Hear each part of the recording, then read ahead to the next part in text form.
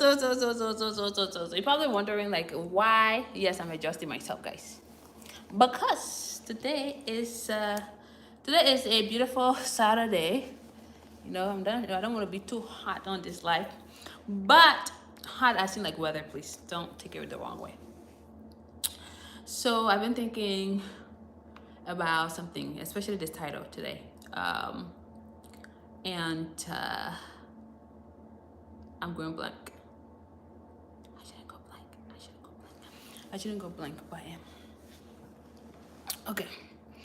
So you see the title because it's just the title. Hello. Jefferson Sagba. If it's you, thank you so much for tuning in. Um, so the title derived from a lot of emails that I received. And today is Saturday. I should probably just be out, enjoying myself, drinking some wine. Actually, I ain't going out. But I wanted to have a discussion with you guys today. You know, just taking the Saturday to have a decent discussion. Okay, so this video is about, well, this live right now. It's about why I see Liberia developing faster than more people are anticipating.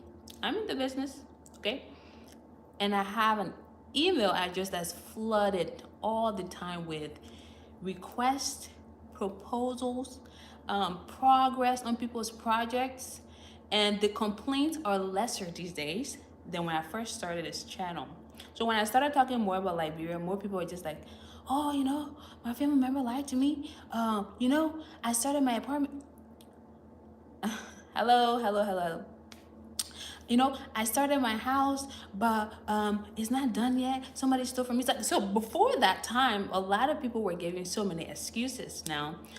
However, within the last 4 months, the conversation switched a little bit more towards, oh, you know, because of this, I'm developing. Because of this, I'm buying land. And a lot of people have actually purchased land from me. I see Liberia developing because of the millennials. The younger generation now these days, the eyes are opening wider than the eyes were previously. And this is reflected in my emails, the calls that I get, the purchasing of land properties, and more and more people actually taking that initiative to go to Africa. So that's like the trend that I'm seeing. I read my emails and people are more like, you know, people are talking about how, hey, I just started my foundation. You know, I never even thought about going to Liberia a few years ago. And I also see this within the construction business that you guys know I talk about on this channel that I'm in also. So our company per day on average, you get about 6 requests. And sometimes we have to filter it out because of our availability. We are booked. We are getting overbooked, and sometimes we have to re-strategize in terms of staffing. But what that brings to my heart is the fact that more and more people are building. You know, that's something you didn't see like previously. More and more young folks are involved now in Liberia's development. So the cornerstones that you guys have been seeing, you're going to see fewer of them because more and more people are looking to really go into the country. The other aspect that I've seen, yeah, exactly. Thank you. The other thing that I have seen, okay, across is that more and more people have traveled to Liberia in the past few years than previously. If you want to get the stats, you want to probably contact the U.S. Embassy. You can understand that last year, they had about 5,000 Liberians go to Liberia in December.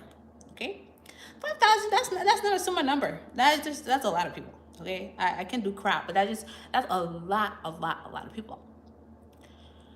People are going and staying longer than they did previously, because a lot of people used to give excuses. Oh, my family did this meal. Now people are finding different footings and they can stay in a more comfortable location than they had previously. They don't have to even stay with their family members, so they can have like a decent place to stay and they can observe the country and what's going on there. So they're staying longer. The other thing I observe is people are actually going there more times now than they did previously. So, for example, if they travel once a year last year, they are going back again this year. So they're traveling twice, 3 times. The other thing I'm seeing is more people are saying, you know what? Even though somebody stole from me last year, I'm going back because I've learned so much from my experience. So now I'm going back to help develop the country. My point of all this is that the trend towards development in Liberia is changing. And it's not changing because of government. You guys know I don't mix myself into Liberia's politics. But politics does concern all of us. The water you drink, the light you have, that's all politically based. I don't even know if you know about that. But I don't try to put myself in that situation. So I'm not talking about politics. I'm talking about everyday Joe like myself, like everyday people. People are just seeing now beyond what the media could show them before. Like Africa was this, Africa was that, Liberia is this, Liberia is that. The other aspect is that people are not analyzing things for themselves. So if John Paul told me, oh, don't go to that place, I'm actually going there for myself to evaluate. That's what I'm seeing, okay? So the negative news coming, and more people are anxious to go to Liberia to see, okay, yeah, well, maybe what John Paul said, that's not true. Let me go and do my own evaluation. And then these people come back to me and say, hey, Zawadi, I went there. Yeah, the roads are not that great, but I want to build my house. The conversation now, conversations are changing. I started this concept, or we started this concept of the community in Burrillville. The goal was 15 people. Okay, that was the target. We are actually 28 people in that community group. And the second community is being established. There has been more inquiries than I anticipated. So that means people's eyes are on the country. People are really watching the country to see what's really, really happening. Okay. The thing is about building up the community and the rest will follow. Exactly. So in order to get this community, to get multiple communities, this first one has to be done well. Okay. People have to see an example of what's being done. Okay, then we're going to move on to the next community, and this is it will become a trend. Okay, we want good trends in the country. We want people to go and build. But so anyway, so the community concept came about. I didn't even expect other people from different countries to contact me, to be quite fair. My goal has always been to encourage Liberians to go back home, to help develop the country, to be patriots, all of these things. Thank you, Liberian TV. Jefferson Sagba. But these days, I see more Black Americans, Nigerians, Ghanaians, emailing me and have expressed so much interest in this community. But I'm filtering out because I want more of our people to get involved. That doesn't mean I'm going to say no Nigerians or no Ghanaians. It's what it is. But more and more people are making inquiries. My grandma only calls me when I'm having my live show. I don't know. She just has this inkling that, oh my God, she's on live. So more people from different areas are emailing me constantly to say, look, I know you closed off the first community, but I want to be a part of the second community. Okay, so that means more and more people are curious about the country. I have some Ghanaian colleagues, and they have now contacted me to have planned events in Liberia. Okay, this Oma, she just got this inkling here that I'm on live. I don't know what's going on. Maybe she's watching somewhere. They have contacted me to manage the event that they want to have in Liberia, because the conversation we had, Ghana is becoming more saturated and Liberia is green, and the opportunities are visible but invisible to some Liberians. I don't know if you guys caught that. Visible but invisible to Liberians. If you got that, give me thumbs up. So these people outside are observing the opportunity that we don't see, and they're coming to me to talk about it and to actually execute. There's one thing to talk and it's one thing to execute. So they're coming to me and we're planning these events, okay, to go to a country that people don't see opportunity. Our Liberians don't see opportunities. So more and more people from different countries are making inquiries about Liberia. So that is my observation. It's something that I saw there, and it's also something that I'm reading through my emails, the phone calls that I'm having, the meetings and consultations that I'm having every single day, with the exception of Sundays. I have different business meetings on Sundays.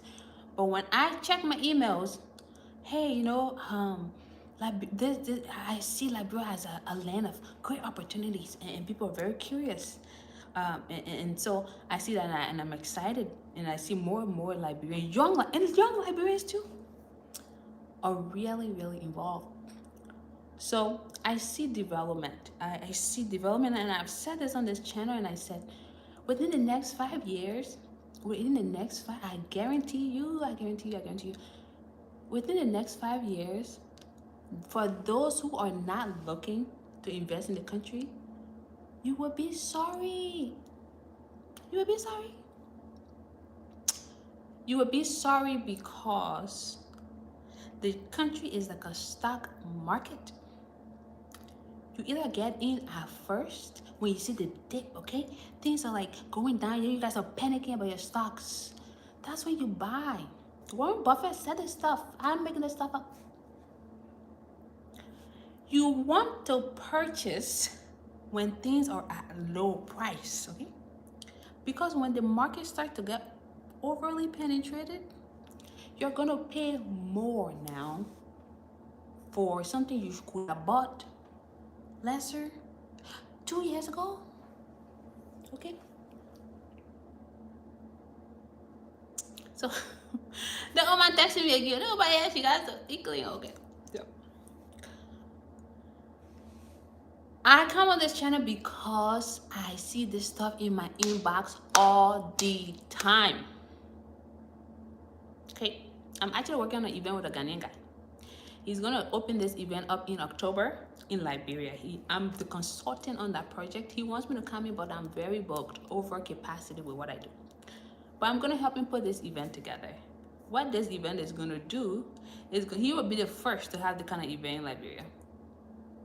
Exactly. And they see it. And they inquire about land. I said, but what? Ghana is making a lot of money. Why don't you want to be there? Like, why Liberia? One is a virgin land. Two, the opportunities are fresh and Liberians don't see it. That's what they tell me. Liberians don't see what they have. You don't know the importance of any river until it runs dry. You don't. You don't know the importance of your own country until no land for you and you have to go back. Or you're going to work for some of us. That's why I keep encouraging all of you. And I let you know that the country is developing. I'm not talking about government sector, please. I'm talking about private citizens putting one building down, 2 buildings, duplexes, apartments. I've heard more people say, you know what, I want an apartment plan than I want a single house plan.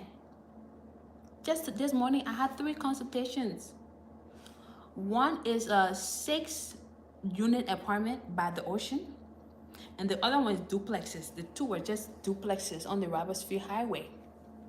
We'll get these calls all the time, and we'll get these consultations all the time. We sign these contracts all the time. When building construction is just very busy. I'm happy I'm busy. But that means more and more people are just interested these days. Okay? It sounds like I'm like venting or something like that. But is it true? So what I want you guys to do is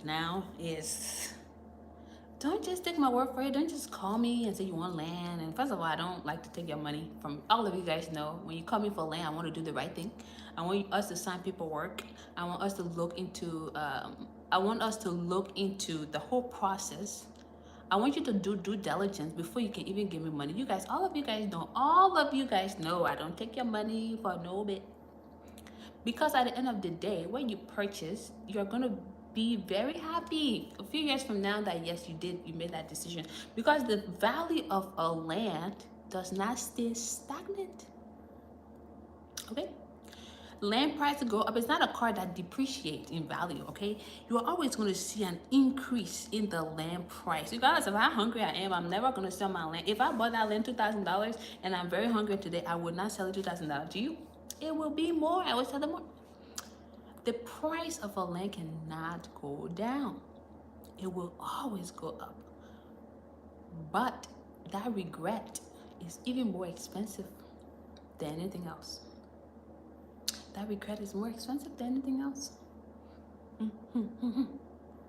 You know, let me give you guys an example. When I bought my first land in Liberia was 2006. 2006, I bought a land on the Robertsfield Highway by the water. That land was the most expensive land, even though other people were selling land for $500, and that guy was selling that land for $1,200 to me by the water. That entertainment center you're seeing me building is by the water. But I see value when it comes to water land. So I bought that land anyway. At that time, I could have bought like front view for like 500. Now that I need front view in this 2022, I need a front view for something, a crucial business that a partner and I want to establish. I can't find it. And you know what? I kicked myself in the foot because now I'm thinking, if I had bought that land long time ago, by now I would have had that front view. So now, you think I'm gonna let go any opportunity that I think makes sense? No, I'm not. So my advice to all of you is to kind of think a little faster now, because Liberia is not going to be the same Liberia that you see today, yesterday. The country is moving in the direction from private side. Please, I'm talking about government side. More private citizens are involved than they were previously. Okay, we move. So people say they don't like my we move anyway, but we still move. People are building and building and investing, and things are just moving. Okay, so I want us to really, take all of this in. You will see the negative videos on YouTube. Why doesn't this happen? Why they left Liberia? Why the traffic is terrible? Why there's trash here? Why the Lebanese men not care if you're trash here? People will just always have something to say. But if you're smart, you will say, you know what? The same money they put in making me, I can make something to. You will say, oh, there's one little YouTube girl at top and they still building, she building, I can build it too. You guys think I'm naive? I'm not. I mean, I live in America too, right? Don't I? But I take my money and I risk in Liberia because I see the potential. I see how much money I have made there. I see the opportunities that are just endless versus trying to get into a country that's just always like that. The businesses are all over the place. And the competition is just too much. Versus a place that you say, okay, I'm taking risk here, but there comes a reward with that. You got to be a visionary to see, and then you have to be a leader to decide and execute. In this case, you guys who watch my channel are the one who are gonna say, you know what? Maybe this little girl, she might have a point. So now let me go to Liberia to observe and see how I can kind of like tune out that traffic, how I can tune out certain things, and how I can help myself help the country. I hope you got that. Heaven help those that help themselves. I don't even know if that's in the Bible. It's not. But they say all the time. You help yourself, then you help your country.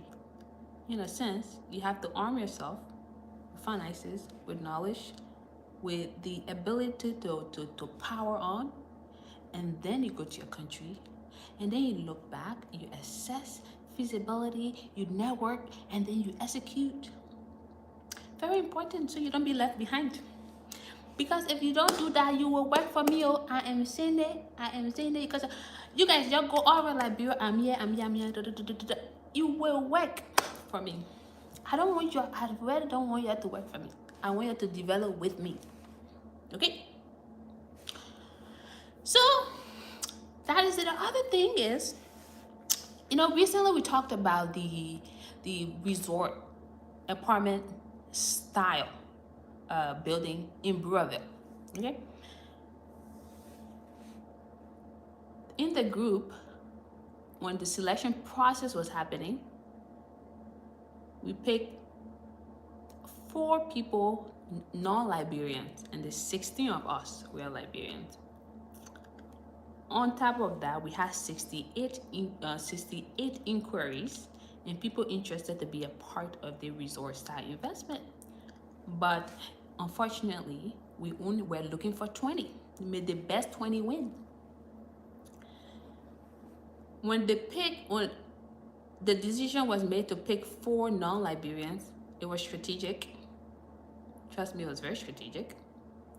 And the 16 Liberians was also very strategic as well.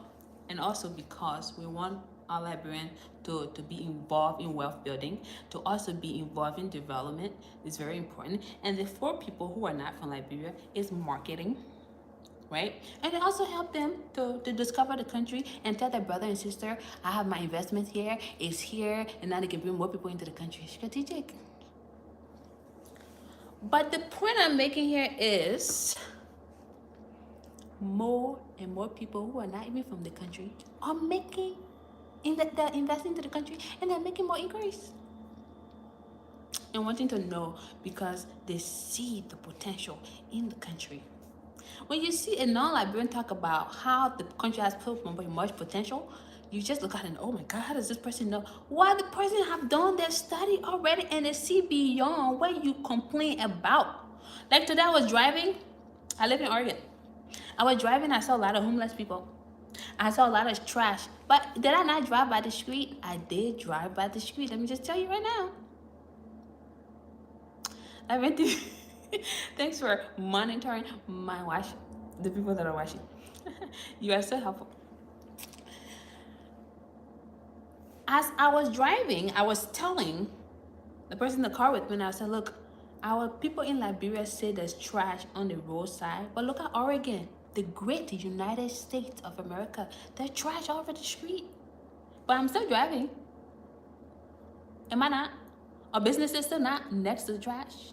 Businesses are there. My point is, a lot of these things are still visible in the great United States, and businesses still function. People still drive there, people still go there, people still go eat there, whatever. You go to Liberia, you see traffic. LA traffic, like I have sat in Houston traffic. I have gone to Thailand and I sat in traffic. Vietnam has like one of the worst traffic. Still went there. Houston, Texas, the traffic is terrible. But we sat there and we went our merry. But when you guys go in Liberian traffic, y'all complain so much as if it's the only traffic. Imagine a country that the lane is like one lane here, one lane here. There's traffic. You go to a country where there's 10,000 lanes all over the place. There's the traffic. Okay? But you don't see the millionaires in that country complaining about traffic. You don't. Because you know why? Their mind is set on something higher than traffic. I don't complain about traffic when I go there. In fact, traffic is not even a big deal for me. I sit there, I'm on my calls. I'm not even in traffic for more than 45 minutes, to tell you the truth. But I sit in Los Angeles traffic for 2 hours. I still get to my destination. I think my point I'm making is a lot of the complaints are so small scale complaints that it is going to deter you from what you need to accomplish in Liberia, and that's very problematic. So don't let that stop you from achieving what you need to achieve. Okay. Also, don't allow a lack of planning to deter you from what it is you want to do. I tell anyone for free, if you have a nice place to be in Liberia, like a nice place to live, maybe AC or maybe hot running water or maybe a cook. Well, you don't have to have a cook. Maybe if you cook like me. Just kidding. I still gotta cook because I work too much. Let's say you know how to cook, whatever. You don't need to cook, but you're not even paying a lot. But let's say you plan, you have a nice place to live, you have a car, you could rent. That's why you network. Some of us who know people who have cars that are renting cars. Hey, Zawadi, I'm going to Liberia, I don't have a car. What can we do? We'll cut you a deal. It's not that bad. I don't rent the cars, but I know somebody who does. We'll cut you a deal. You get a rental car. The person take you around. Your problem for car has been solved. You have a decent place to live. So I asked myself, what are the other stressors when you go to Liberia? None. For me personally, I don't see any problem. As you guys saw me over there, I was living a good life. Because the primary issues that people complain about is not even traffic, is, oh, I had to take my bucket. As if when you're small, when you're taking bath with your brother and sister, that you're not taking a bucket. But you're complaining about bucket. Then the other problem is transportation, which is very vital. That's movement. You need to move around. Even the observation you want to make, you want to move around. But if you plan and you ask and you network, these things can be solved. That's all the premise of this conversation is. These things can obviously be solved. And if you can take care of these two things, you will not have issues in Liberia. I'm telling you. Perhaps you can still have complaints because it's inevitable for a person to stop complaining, but your stress level will reduce than if you don't have them. Okay, so take care of those two things. So then if you have those two things taken care of, I would like to know what else you're really going to complain about. So not much else to complain about if those two things. You see, I told you guys last time my mom traveled to Liberia. That Oma told us, go stay at my apartment. That Oma said, oh, I won't go to my brother and sister in their house. Oh, okay, ma, go to your brother and sister in their house. You want to buy a bucket? Go to buy a bucket. Oma said, okay. So Oma went. Oma said, oh, I'm not going back to Liberia. I'm not going back to Liberia. So I said, Oma, so what is your problem? I don't know. I just like the place, I had to take five bucket. So I said, Mom, but you used to do that when you were young. I used the bucket. No, anyway, I had issues with car, and I said, Mom, maybe next time you should listen to me before you fly. Now, where I live, there's running water. There's hot water in my house. There's running water in my house. There's a car that I used when I went there. I don't have any of those issues. I told my Mom, how you decided, like, if you made a decision to have stay at my apartment, running water, someone to cook for you, will you have problem with Liberia? Do you know my mom said no. Those were her two reasons, and the reason why she struggled like that, because she's not a sister. If she wanted to be our brother and sister, they have, which is fine. I'll stop you from being our brother. But her complaints are very invalid because she had the opportunity to not live such a way. But lessons are good, my own mama, I'm telling you. So you see, the Oma said if she had all those taken care of, she wouldn't have problem with Liberia. And she even told me, when I left Monrovia and I went outside of Monrovia and went towards Kakata, Rabafia, we're on as a lower Magibi, y'all let your upper lower Magibi nonsense. So she went lower Magibi and it was cleaner. So her complaint was really not valid. I told her, your complaints are not valid because you had all these options. And she was honest. She said, if I had all these things, if I had listened, then I wouldn't have much complaints. So you find the problem, and I try to give her solution. Hey, my mom learned the highway. It's good to learn the highway. Okay? So that's where a lot of your complaints derive from. And I want you guys to kind of help yourself to alleviate those complaints. In that way, you can know, okay, I can go to Liberia and I can do X, Y, and Z. Okay?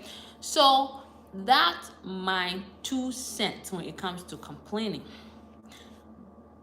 Positivity today is very important because I see the trend, and I want you to like really think about it, like where Liberia is headed, despite all the the challenges that are there.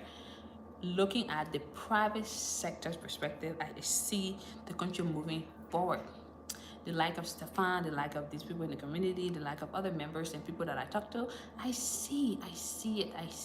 I see the trends. And so looking now, you don't buy anything, you will regret. I keep telling you, you regret. Because more foreigners are going to that country and buying. It's not this. I don't do this. I said, no, do I do spider stories? This is in my email. Emma, do you have land? I actually have eight people now waiting for this community land. And out of these 8 people, there are 4 African Americans. They want 2 lots, 3 acres, 4 acres, and this and that, and this and that. And the list keep going. And that's the second community. Mind you, I already have a different idea in mind. And that list will get longer and longer and longer as we go. And that's my contribution to Liberia's development. My contribution is not just to set up businesses, but to encourage you to go and build. And in doing that, I facilitate the process so that we can all look back and say, you know what? We did something. We're not just empty drums making noises and complaining and have nothing to show. We are doing the best, and a lot of young people are really involved. That makes me so happy to see a lot of young people involved, and they're not just building retirement houses. I mean, come on, who doesn't want to retire early? We all do, right? But people are building their houses, and they're setting up businesses, and it doesn't have to just be like, you know, the biggest business in town.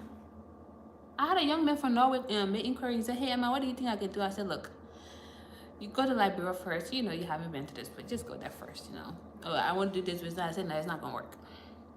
I want to do this. Yeah, you don't have to stop. Like, I asked some valid questions, and if it's not applicable, it's not going to work.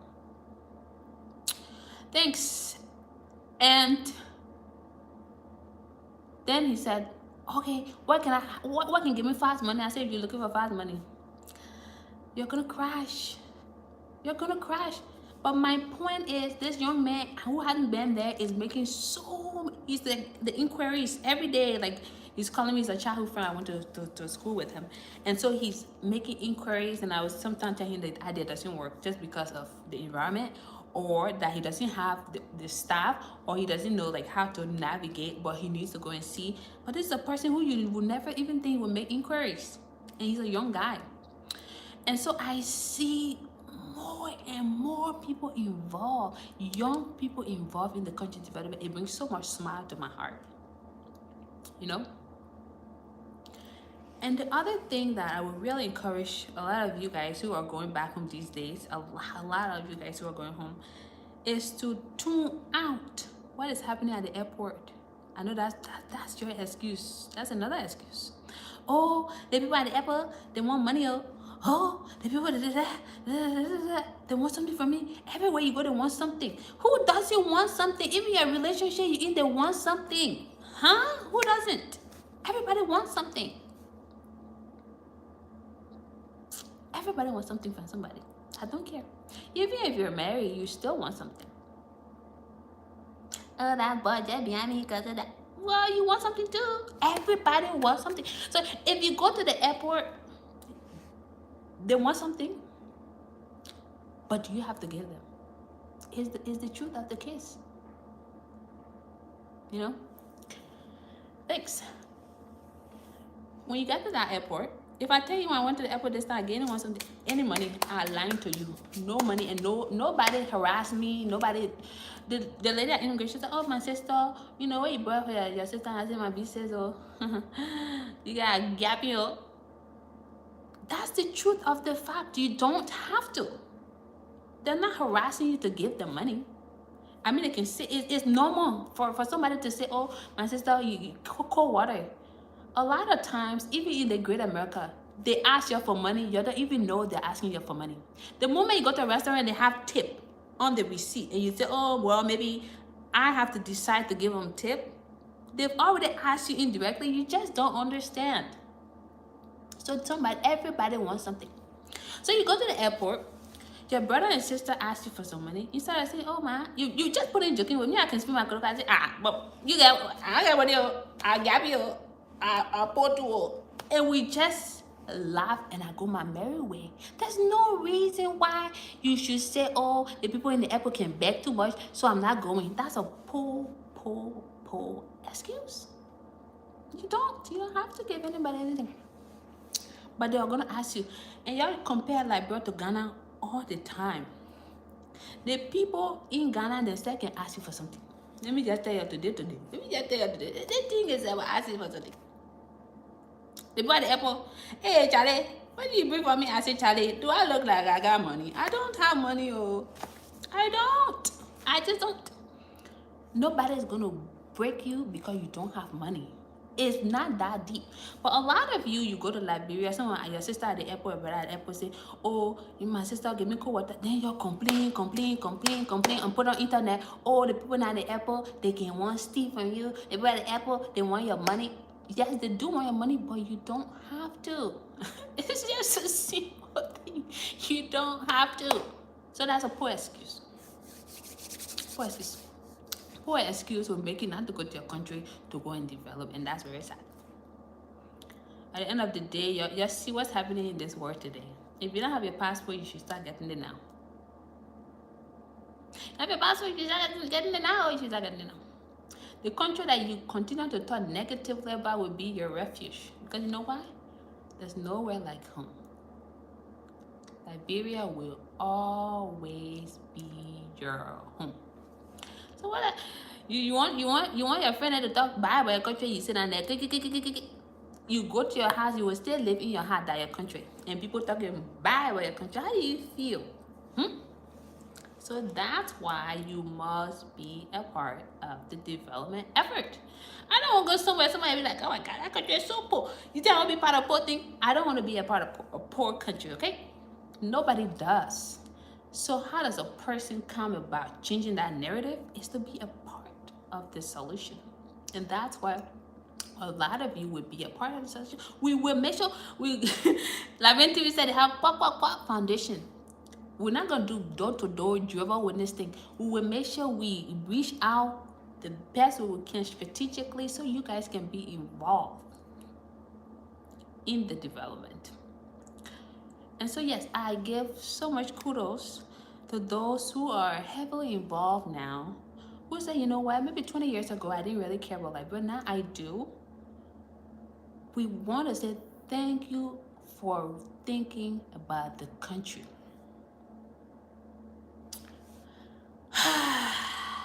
Sorry. I'm very passionate not because I'm an entrepreneur, business person, whatever. But I see this place as where my parents came from. That's where they had me, and I need to give back to it. You cannot always take from your country. You need to give back to your country. You need to stop saying negative things about your country, okay? There are negativity all over the world. Actually, logically, we are all ingrained to be negative. The first thought that comes to our mind, negative thinking, okay? So we can't really alleviate that aspect about us. As human, that's human nature, okay? The first thing is to be negative.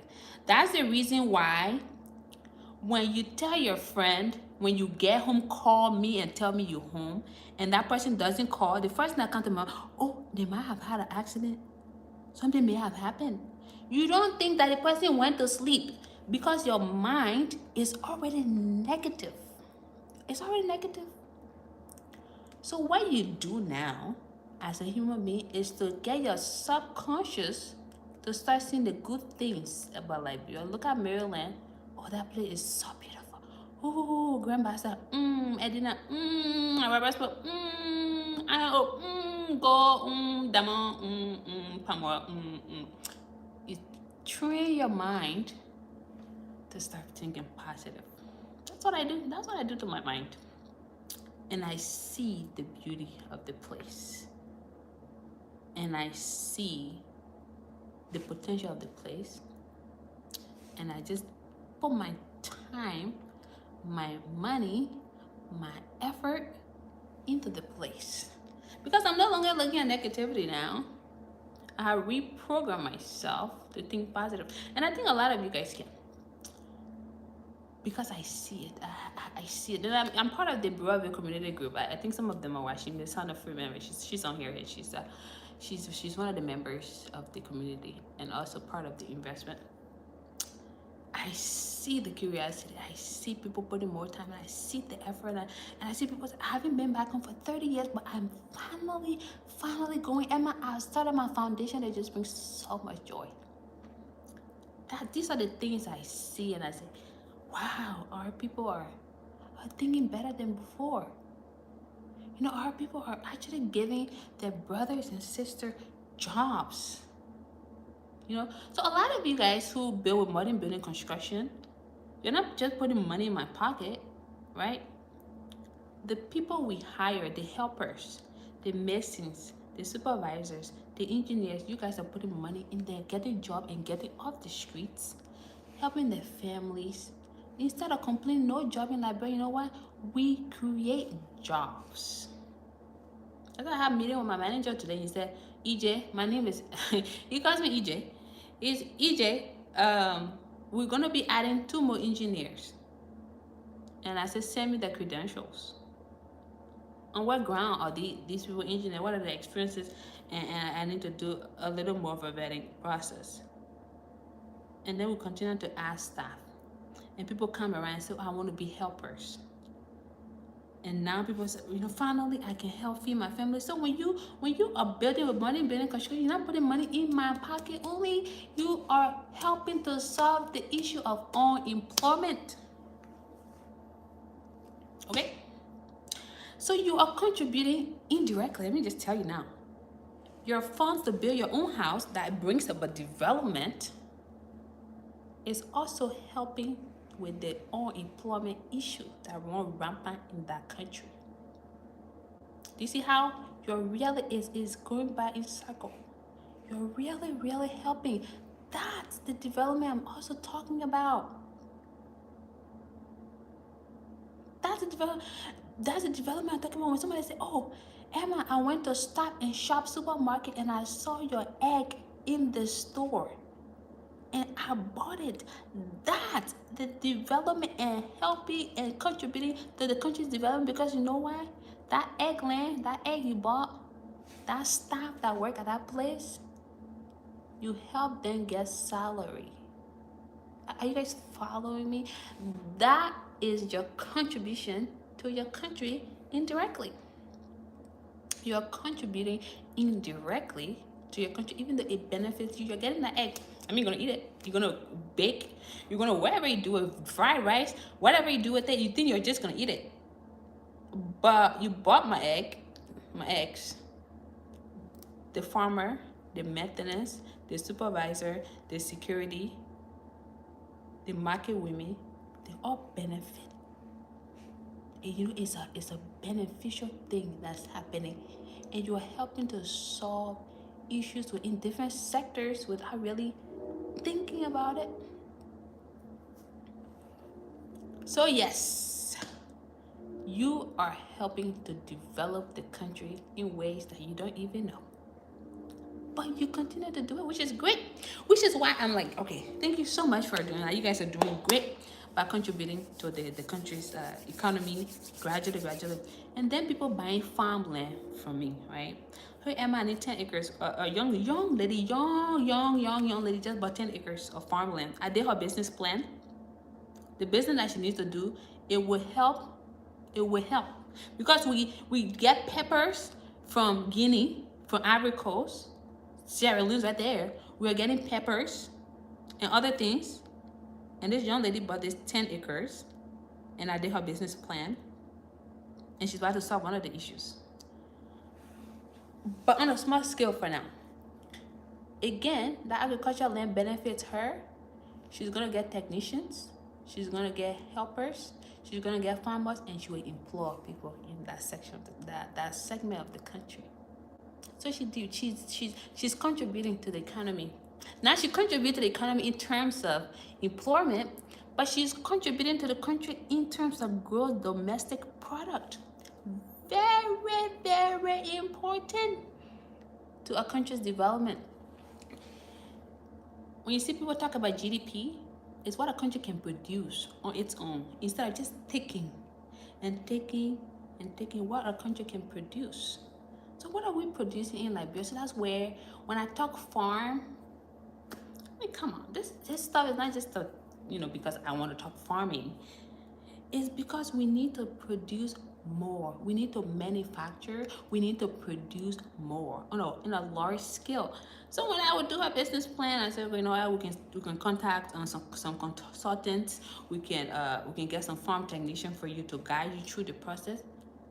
And then in subsequent time, after supplying Liberian market and then to export, that's where the vision is, and that's our contribution indirectly. So I'm seeing the trend, even if it's not a house. I'm saying people are just looking at this girl is not a farmer by no means. She's no business person. She's actually a nurse. It has nothing to do with farming. Nothing to do with farming. But that's how we are solving food scarcity issue, unemployment issue, and we are contributing to GDP. So solutions are being put in. So that's why I talk about farming all the time, because you're gonna be hiring more people to work on the farm. So are you guys seeing the trend and how people are really contributing, not just building a house, an apartment, or whatever it is that could only just benefit them, but it's a ripple effect. It's like it's helping people. Okay, it's very, very vital. And if you can teach a person to fish, it's better than to constantly send them money. I always say, I tell my dad, Dad, if you're watching, I'm telling you a story.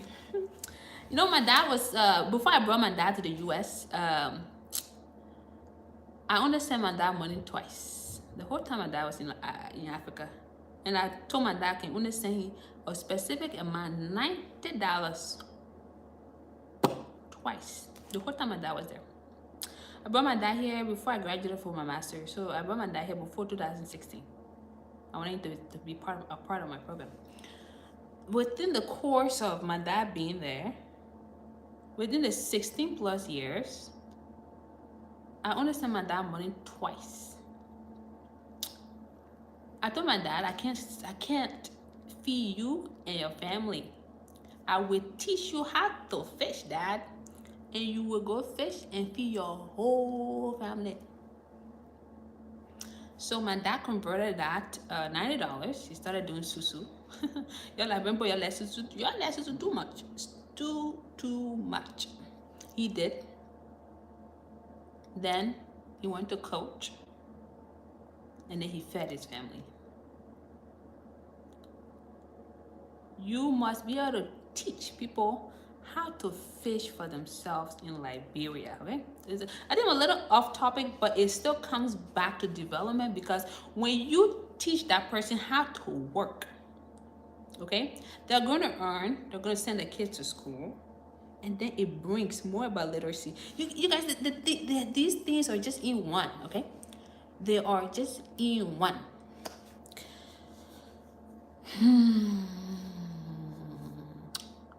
Stop sending money too much, if I remember. encourage them, empower them to do things on their own. So yes, I see a lot of that happening in the country. I will soon be going back there for an extended time because I need to help increase capacity across some of these businesses. As you start to do your business and you see great trend, you need to scale. That's how it's bigger. It becomes more sustainable because now you have trained more people, you have increased operational capacity, and then you start to gain, and then later on, you kind of go to another area and train and hire, and that's my goal, and that's why I'm going back soon. But I still see the trends. It's very key. It's key, and thank you guys so much for keeping Liberia in mind, and this is really from the bottom of my heart. Those that keep Liberia in mind have been very, very, very visible and invisible. Some people want to do things in the back, which is great, and some people want to say, you know what, if I could do it, you can definitely do it. And that's why some people are even more vocal. Like before, I never put any of my stuff on internet, but I started to talk about a lot of the things that I do because I don't want to sit on YouTube to just we are very good at just talking. I want you to see this is where the young lady started, this is where she's going, and this is the result. So you yourself, you can be a little encouraged to say, you know what, maybe if she can do it, let me ask her how she did it. Because obviously, guys, it's not an easy thing, but as all of you guys know, I share the information because if you have 10 portrait farm, you have helped many people get jobs. That is not my business. I don't even care if you get the information because you're helping now with the scene development effort. That's my mindset when I'm giving information, is because I'm not thinking about just, oh, Emma's gonna have that business. Thanks for checking. Thank you very, very much. Is to encourage and empower more people to get involved. That's really what it is. That's why when I give you guys portrait information, it is when I tell you this is how you can be a part of this business, when I bring new business ideas, and I stay up and I think and I bring the new business idea, it's because the more people are involved, the more power we have. Let me tell you the secret. The reason why Indians and Lebanese have power, because they are in group, and people value you of what you contribute. If you don't know that, you should know that today. When somebody asks you what job you do you think they care? They want to measure your respect level. That's what that question is. I'm telling you. So if you go to Liberia in a group, as a group of investors, you assign more value to what you can bring to the country than if you're an individual. The owner of Blue Crest and I, we are friends because I was able to help and he was able to help in some business aspects of things. Blue Crest University in Liberia over there. But one thing I asked is that how is the Indian community managing? Because we come in numbers, Emma. We're able to contribute to Liberia, and therefore these people stand on our side. People stand on our side because a group of Indian people can go meet with government officials. Again, please, I'm not talking politics now. Please, I'm just telling you. They can go as investors and say, this is what we want. If you go in numbers, like, who's going to say no? Like, they can see your contribution to the country and how it benefits people tax-wise. Think about it. So if we go as groups of investors, your voice is higher versus if I went by myself. So that's part of the reason why I continue to talk about collaboration. I continue to talk about some of the issues and how we can collectively work together to solve them. It's not so much so that you're going to build apartment complexes, a bunch of people are going to build these apartment complexes and stuff like that. The value is assigned based on numbers. and where you can contribute. So that's very, very, very important. Let me see some of these comments, please. Let's see. Okay. My sister has said this, and we have to work. Okay. Thank you, very, very much so. The problem with your education is not enough like or watching or listening to your advice is a little bit different. Look, you are, the thing about this YouTube here. Okay, thank you for watching my videos, guys. Let's see. Okay, so I said it from the beginning, guys. We are so accustomed to negativity. So if I was on this channel being so negative, if I was cursing the president, I was cursing somebody mama, somebody baba, many people are going to watch. But like I said, it's within our capacity to just think negative at first. So the people who watch this, I would rather quality people take this info and see how they can contribute than to have a bunch of people who are just like, yeah, that girl, she talked to my and they have nothing to contribute. I think that's very vital to this conversation. Because you guys are watching, a lot of you guys who are watching right now, I know you are part of the investment group. You are part of the brother community. You also started a business. I know that and I see that. And so, thousands and thousands of people now watching, that's okay too. And sometimes it gets across later on, which is fine. At the end of the day, one person making a difference, that's very, very, very, very important. So I really highly, highly appreciate that aspect of things. So that's the reason why we say, oh, somebody on Facebook causing somebody girlfriend, oh my God, it can be so crowded because it's negative. And sometimes some people just want to get away from their 9 to 5 and just want to watch negativity, or people just don't want to listen to telling them go do this. But yeah, to your point, I think everyone does have their defined audience, and what I talk about on this channel is to just have more and more of our people involved, getting to wealth building, generational wealth, also making an impact in the country and helping development, so that our heads can always be down like this. Oh my God, the Nigerian people talking about control. Oh my God, the Ghanaian people. Oh my God. Nobody wants to be poor.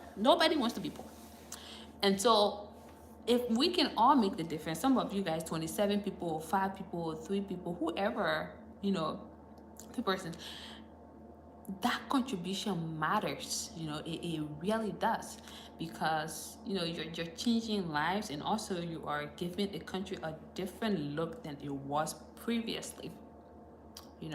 More people now are building in the Marshall area than many years ago. Other than the whole land dispute they have in that place that I don't like, people are building more and more in Marshall. People are building more and more properties on the Robertsfield Highway. People are going outside and going to Nimba County to build. These are the things that I'm speaking about, and these are some of the trends that I'm seeing and conversations that I'm having with people, and that's what I really want to talk about on this channel. Excuse me.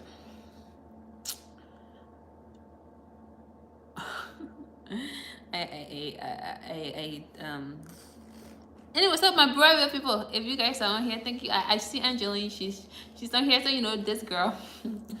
She cracked me up today. She was like, no red zinc. Y'all like people, y'all like red zinc, but no. Y'all like red zinc business. Angeline said no red zinc in our brother community. I mean, the brother community does have a guideline in terms of what people can build, because we want to be a model community.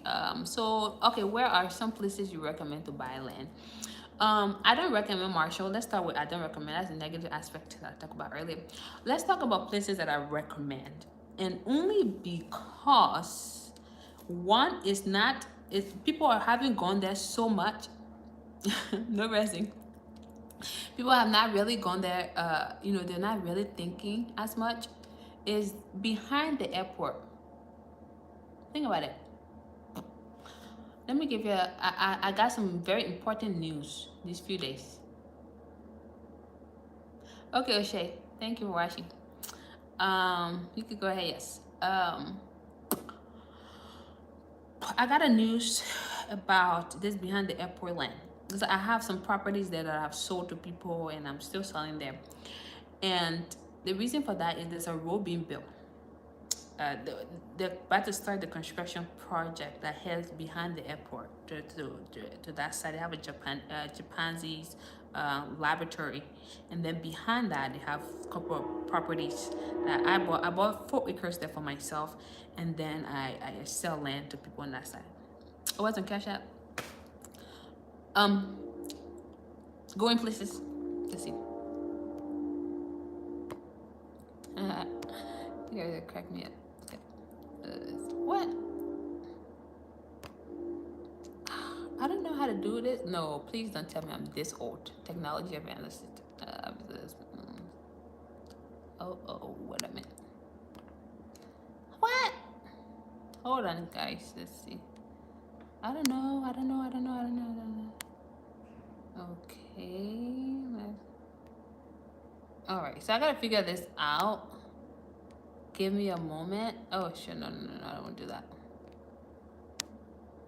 Okay, I gotta figure it out to give you guys my my my Cash App. So like maybe like the $sign. Stop this. Okay, right here. Okay, the $sign. I just write it here. I mean the $sign and going place. GOINGPLA. It's supposed to be going places, but just it's cut short. So a $sign going PLA. That's that. Somebody just write it for me. Whoever, Angeline, you know my Cash App. Anyway, I just can't figure anything out right now. I'm technologically not advanced right now at this moment. What was I saying? Oh yeah, land. So behind the airport, I bought 4 acres there, and also I just recently sold some land there as well. It's a good location just because it's closer to the airport. If you're not really thinking, it's very close to the airport, and they're about to do the construction of the road. Yes, they are about to do the construction. The reason why, because a representative lives there. When that road is done, it's going to take you exactly 11 minutes from the airport to that community. So you tell me now, if people wanting a place to stay closer to the airport, if you build some homes there, Airbnb or investment properties, where you think they're gonna stay? There, behind the airport. Easy access, this road. Very quiet. People want peace of mind. Less traffic. Closer to the airport, you can go to the airport relatively quickly. And I picked the best. I need to get started. Okay, so if you're okay, let me just end my statement and I will answer your questions. Yeah, I just recently pitched a business for them to do in the side of town behind the airport. A good business, because first of all, you're going to be the only person there, and secondly, everybody will need you. It's just that simple. Everybody will need you. So if that girl really opened that business there, she would be the only one. The fact of the matter is she would be the only one, because people will just have to buy. You have no choice but to purchase from her because she's there. Okay, so that's one place to buy the land. The other place to purchase a land, okay, if you're looking to be in close proximity to the airport, it's a place called Fordestown. You can buy land there too, because I bought land for somebody over there too when I was there. So I know it's very credible. That area is credible.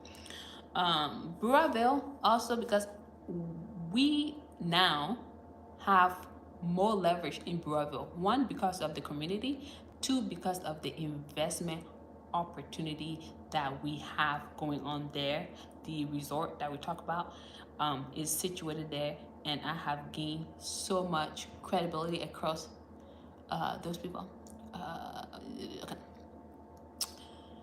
So yeah, so Burraville side, I personally would tell you, I have guaranteed properties there. That's where we have the community land. That's where we have the resort type of land, oceanfront, oceanside. We have that, and I can tell you, guarantee that land is guaranteed. Now let's go outside. You guys can look along the bombing belt. uh, there are many the properties there that recently somebody showed me some river land, but I like to do my due diligence months before I can make any purchase. So I told them I can't until I do all my investigations. But there's land over there. There's land over there. um Now let's get outside of Monrovia, like a proximity of 45 minutes to 1 hour, 45 to an hour. Kakata has land. They have electricity all over that place. Even like mud houses in Kakata got electricity. Crazy. Kakata does have land. Ball mines is kind of close to it. They have land, and I just got over 100+ acres in Grand Bassa County. And if you guys want it, just reach out to me. You might say, well, Grand Bassa is far.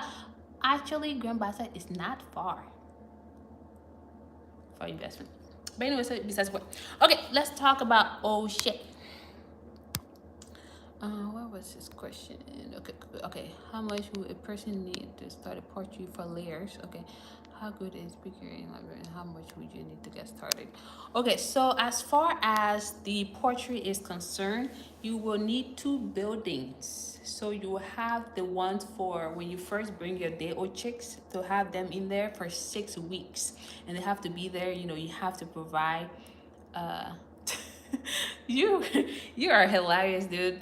um so you will have a building really situated for your layers, day old chicks. Okay, you bring them, they're there for 6 weeks. You heat them, monitor temperature, the light, the health, vitamins, those things. You get that done at first. That's your first building. And then you have your second building where they're going to be housed. um for sure. um you have your second building, where after 6 weeks from that small building to this building, that's where you're going to keep them now until they grow. In 6 months, then they start producing X-Men money, making machine. So that's the first aspect of that question. So in terms of how much you're spending for those 2 buildings, you're looking at $20,000. Now you can get your birds from either Holland, or you can get it from your local country. You can contact USAID. They can assist you with that. If you don't have a local company that produces or can give you those day-old chicks, you can always order from Holland. That's an option. And so depending on the number of birds you want, like let's say you want to order 1,000 layers day old chicks, you could spend between $1.35 or $1.50 per bird. So you can start with that. So it really depends on your capacity. It really is, because obviously there's a high demand for it.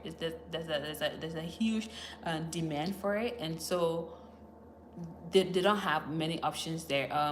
If you guys are looking to get your birds, you can look at this place called Brack. It's an international company, but they have a branch in Liberia too. They have some in Bangladesh. They have some in Europe. um they have, I believe, I don't know if it's Ghana, but some other place, they have their office. They produce, well, they provide you with the birds, and they also sell the feed. The feed tend to be more expensive, so we found a better way to like make our own. Anyway, so I've answered that question. So let's go to the next one. Association. I'm done. I'm so done. Okay. How good is bigger in Liberia, and how much do I need to get started? I can get you more info in terms of how much you would need, but I do know one in Kakata, in the Kakata area, because I used her before to guide my staff for the portrait, because she does have vast experience with that business as well. And so I use her so I can get more info in terms of how much it's gonna cost to start that business. Um, this is a good business as well. But if you're looking at the market, you do have a market for it. On what scale you're looking at, I'm really not sure.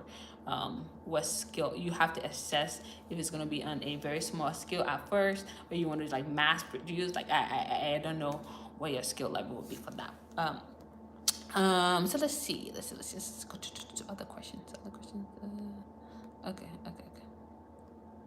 Okay. If someone wants 10 acres, how much should someone expect to spend? Okay, that's a very good question. However, I would like to know 10 acres farmland, 10 acres dry land, 10 acres swampy land. Like, tell me what kind of land you are looking for. Roughly, if you're looking at 10 acres farmland with considering a survey, considering announcements, considering you have to do 3 announcements for a farmland. You have to do newspaper, you have to do a radio, you have to do in the town elders, you have to give them a note. So for that one, you can spend almost like $4,000. And that's because you're doing like all of those things. You're not installing just cornerstones, but you're installing, what's it called?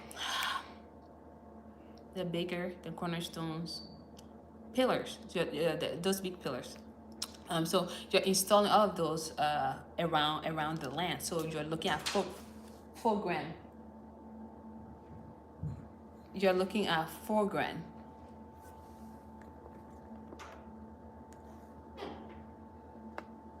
Easy. Okay, I'm done.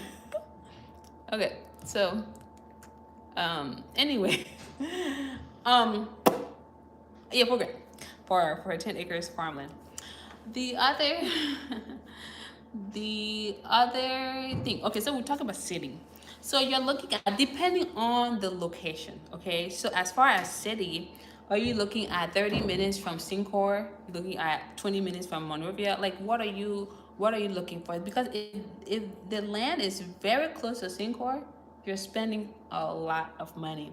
I don't want anyone to fool you guys and say they have land in Syncor for like cheap, because they don't. Like, some people will tell you land for in Syncor is like $30,000 per lot. And by per lot, I'm not saying like the land is there with grass. The land is there. There's an old house. There's this, something on it, and they're selling it that much. I'm telling you, that much in Syncor, because you know why? The land in Syncor are not really owned by you.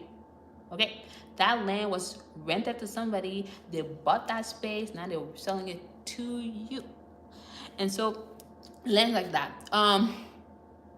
That's a good question. But okay, let me just answer one at a time. Okay,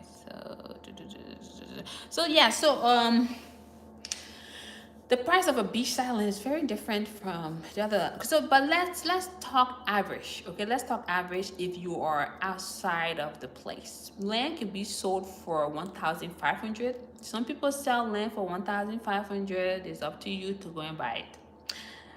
The cheaper it is, more people are likely to buy it, and more people also have the risk of going to court all the time, because obviously whoever's selling it to you, there's no due diligence there. So I personally tell people I don't sell land based on what the market is selling it for, because one, I have a lawyer that I pay to do this work. Okay, I have few agents. Okay, I have due diligence checks at archive. So I have 2 members in the Liberian archive that check my land, and then I have surveyors on my site. So if I'm buying land here, my own surveyor will come and do that check before I can purchase it. So all these people I have to pay, I'm not going to sell land to you for cheaper than everyone else, because you know, by the end of the day, I'm trying to avoid all the headaches that you're going to receive from buying land from somebody that's not credible. So when you buy a land from me, you're going to know, rest assured, your headache is not going to be there, because the lawyers, first of all, have done due diligence check. The people in the archive have done due diligence check. My surveyor has done the measurement checks for you. I've already asked for power of attorney. You don't have that power of attorney. I'm not buying land from you. Okay? You don't have all the proper paperwork, a degree of sale, documentation. I'm not buying from you. I have all these things that I know a person must have before they sell a land. A lot of you guys don't. You go and pay $1,500 because it's so cheap, and then tomorrow you start having headaches. I don't. So anyway, so you can buy a land for $1,500. Don't get me wrong, but you're still going to call me because now you're going through land dispute. Then I'm going to charge you a lot because my time is so precious. Okay, so the land I sell to people is because I have to give people fees. I pay for security. You buy a land from me, your land, I have a security that secure your land. It's just a simple thing. So all these people, I need to pay them. So I charge you more than what a regular person is going to charge you. So that's the difference. That's land. Let's go to the other question. So foundation. Yeah, the hatchery would be really good. It's a good business.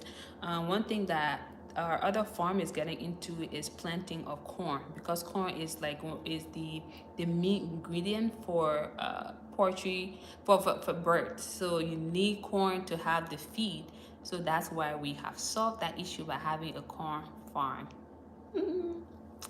Anyway, we move. Hello, Quack Association. I'm done. Do they have anything on the road there? Where? Where? Yeah, you know, in the city, city that has anyone started a winery and vineyard in Liberia? No. Building houses is good, but let's look at who is controlling the building materials market. We as Black people need to be more involved in the supply side of the development of this development. Look, I have said this multiple times on this channel. The people in the market, the Lebanese, have established credibility. One, they've also established loyalty within the market. They've already set a price point. If you have credibility and loyalty with in a given place, as a new person trying to penetrate that market is hard, but it's not impossible, because you have to change your marketing strategy now. So we are building, but we're not selling these materials. Okay, these people have already established the customer base because they're credible. I go to an Indian person, I can tell them, you know what, instead of paying $15 for a 5'8" steer, I'm going to pay $12. The Indian man gonna be like, okay, that's good business. Obviously, that steer was probably $12 already.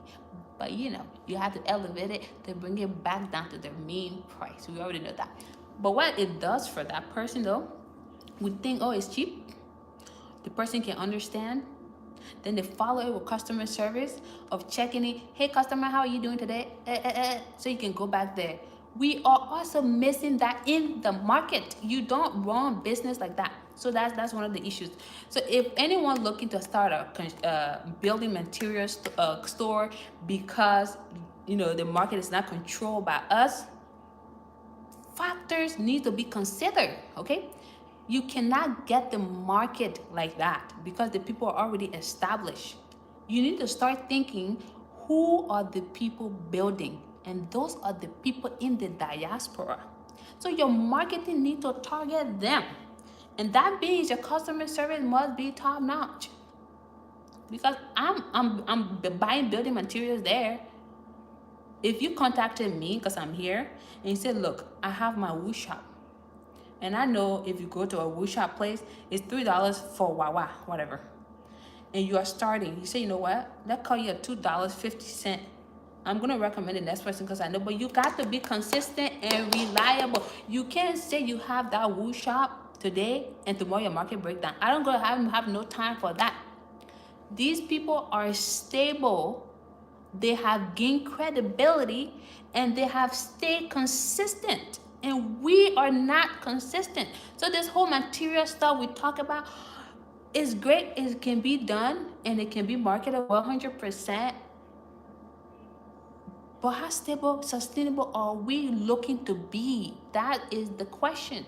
We talk about this stuff all the time on this channel in terms of building material store, because we consume a lot of that by purchasing and building. Now that more and more people are building, there's high demand. But who's there to say, you know what? Let's mobilize. Let's establish this business. Let's target us, because we are the one contributing to those payments. How many of us, we are not in the position for that?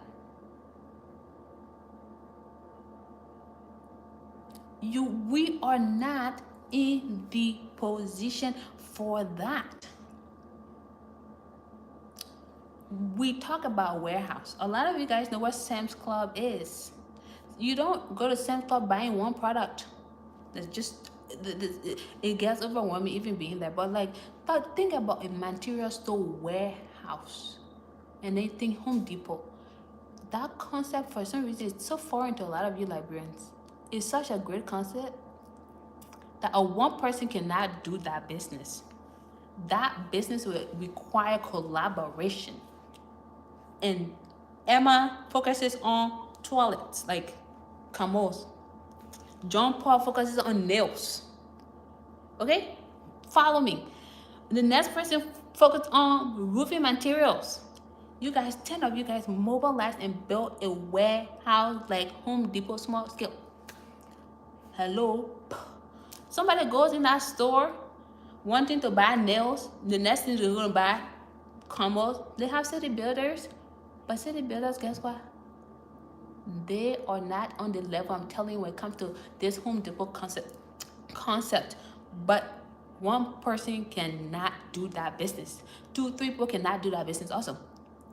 You guys must mobilize, come together as a group to do that specific business, and find best way to keep it sustainable and consistent. It's very, very important to keep things consistent in that country. That's why the people have occupied the market, because they can keep things consistent. So we're always going to buy from them. We're always going to buy from them because they are the only ones there consistently. In your face, in your face, in your face, in your face. You know what one of the shops over there told me, and my business partner, for the eggs? You should only supply us. We should only supply them because they can hold the market when it comes to eggs. If the decision was, let's get all the eggs from Eggland and go give it to Stop and Shop, that's one of our buyers. Go and just give it to them. They hold the egg market. So you going to buy, you don't have no option but to go to them. When I said that's not how it works. You're not dealing with a person who doesn't know. I can't sell it just to you, because then it becomes a monopoly. Like, it just becomes one person controlling the market. And that's what the people do all the time, and they stay consistent. So the whole building material store, we are our own problem. We really are, and we're going to continue to buy and take and take and take and take, and we can't hold the market. We can't hold the market. There's nothing here. Let's see. Yeah, you have to. Special report from news. A lot of people. Thank you for giving me that news report. Mother's Day, so you don't have a problem. Yeah, that's a good point. But let me take it a step further. When it comes to mother deeds, a lot of them are being let me find the term. People are manipulating mother deed. So I won't necessarily say you only rely on mother deed. Now let me ask you guys something, or then I'll make a statement. When it comes to mother deed, you can't tell me that a mother deed that it says mother deed, okay? And the date on there is 2016. So you want to tell me this land that's been here for ages and ages, it became a mother deed 2016? Huh? Impossible. Let me tell you. So either it was transferred over and now become an administrator's deed, and or transfer again become a transfer deed. There is no such thing as a mother deed. Okay, you guys, I mean, unless that deed says that person had that land and is there and is old. Okay, let me please listen to this carefully. Old. Then you know it's a mother's deed. Anything that look new to you, 2016, 2002, is not mother's deed. It's not. Because a mother's deed is a deed that was given a long time ago.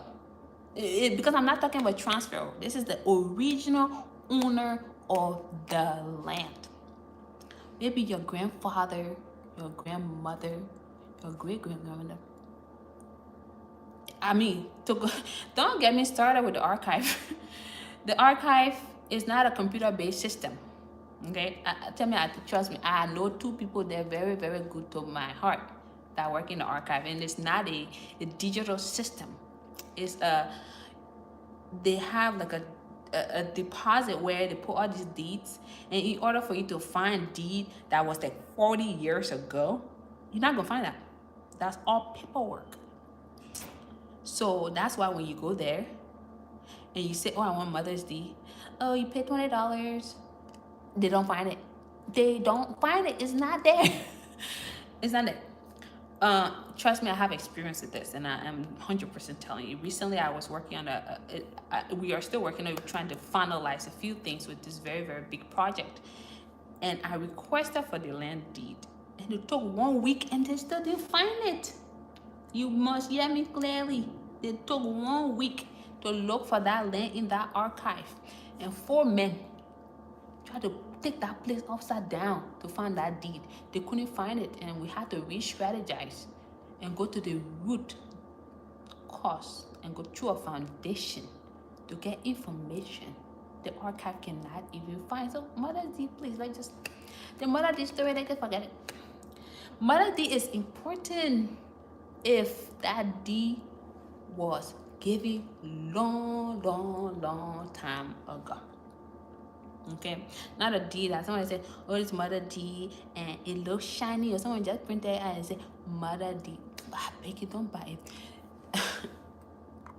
My surveyor can easily go to the location and go get a deed, and they could just say Mother Deed, and you yourself, you would think that's just Mother Deed. No, you need to do due diligence, and as part of due diligence is to only think administrative deed. Let me tell you why.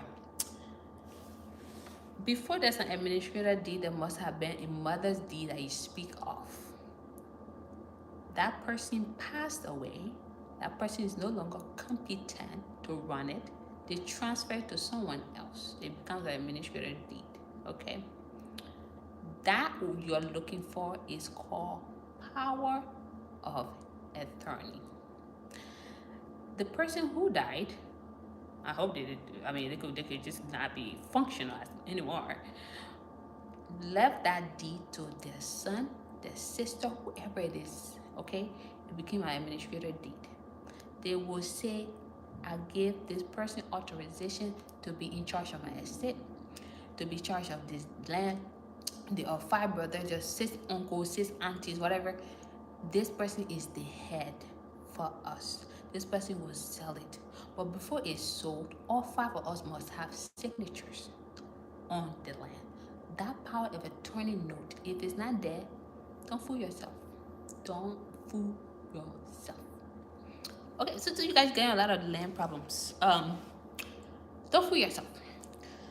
So, it's a lot of information. So you get the power of attorney. Power of attorney note. Typically, look, a lot of people in Liberia sell land. Anybody in Liberia can sell land, okay?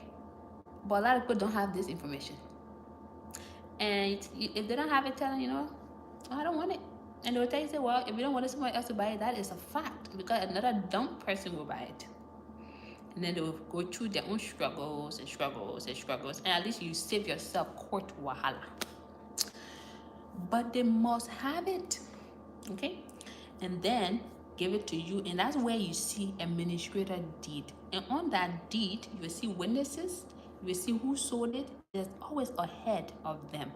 And that power of attorney must have mentioned that person's name. And if there are 4 family members, you must make sure all of them are there.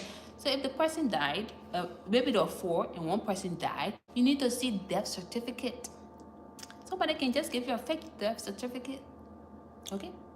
Go and make sure that person is actually dead. Okay? Before somebody start rising from the grave and telling you say that the land, let me tell you, this stuff has happened. I'm not even making this stuff up.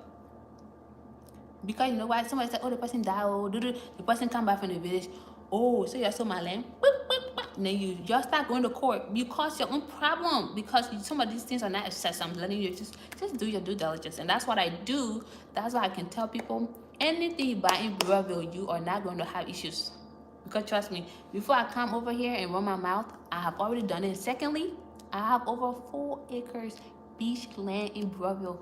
I myself, I know what's good for me, so I'm not gonna buy no land that's gonna have issues. That's gonna have issues for myself. Okay, so now let's talk about. So that's the stuff. Okay, let's go to the next question. Okay,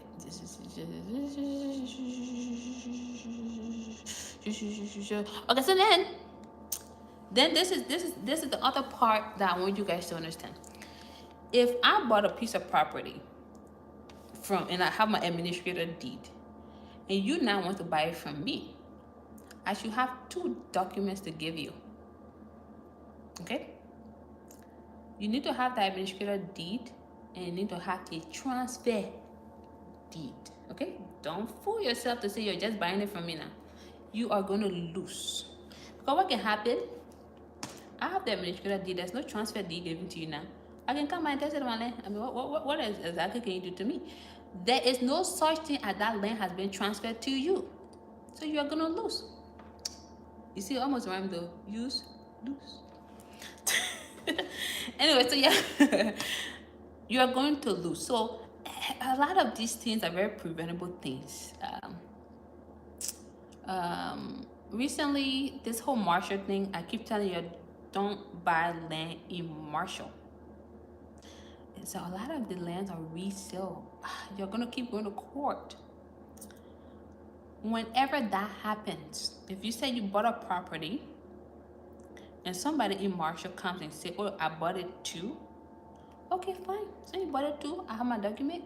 You have your document. Don't go fight the next person who also is a victim of fraud. Go and fight the person who sold you the land. I don't know why this is a foreign concept to a lot of you. You're still fighting your brothers and sisters who also are victims. Go to the person who sold that land to you. Tell them 2 things. I want my money back. I don't want relocation. I don't want relocation. We're going to go to court, or I want my money back. Do you think the person who sold you the land got the money? I mean, you buy the land from me, obviously I make money to give your money back. Should any of that happen, that never happens.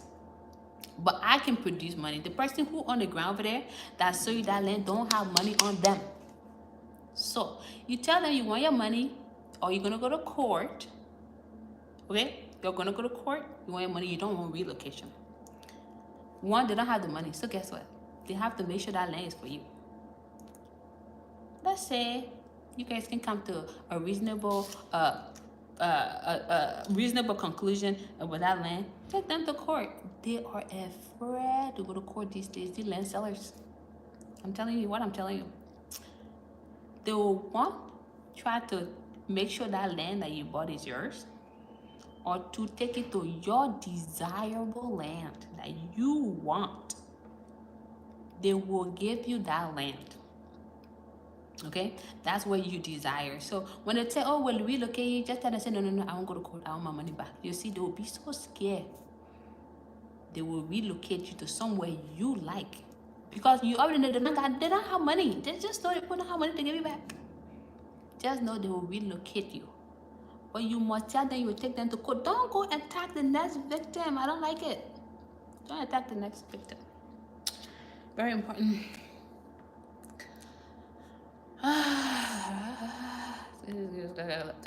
Yeah, so anyway, so now that I have deviated from the fact of this matter, let's get back to So stop having land disputes, guys. It's actually very exhausting to have land disputes. What else? What else did you guys want to? What questions do you guys have? Um, you know, so we go from there. But yeah, so those are the, like, the gist of your questions. If you're buying a large farmland, make sure that they send out those survey, those announcements, because what that does, the person who borders you, farmland is big, so you could encroach, and you want to avoid that. So make sure they send out the announcement. You need to get to the town elders, okay, elders, and I'm not talking about 1, 2, 3 elders, okay, and it need to get to adjacent properties. This is farmland, okay? The news need to get to adjacent properties. Typically, it takes 7 to 14 days for that, for the news to get across. For the news, Zawadi, Zawadiem 21 at gmail.com. The information get across to the town people, whatever. And after that, if you don't have somebody come forward to say, oh, that's my land, or you're going to encroach on this, then you can go ahead and meet with the town people. I beg of you.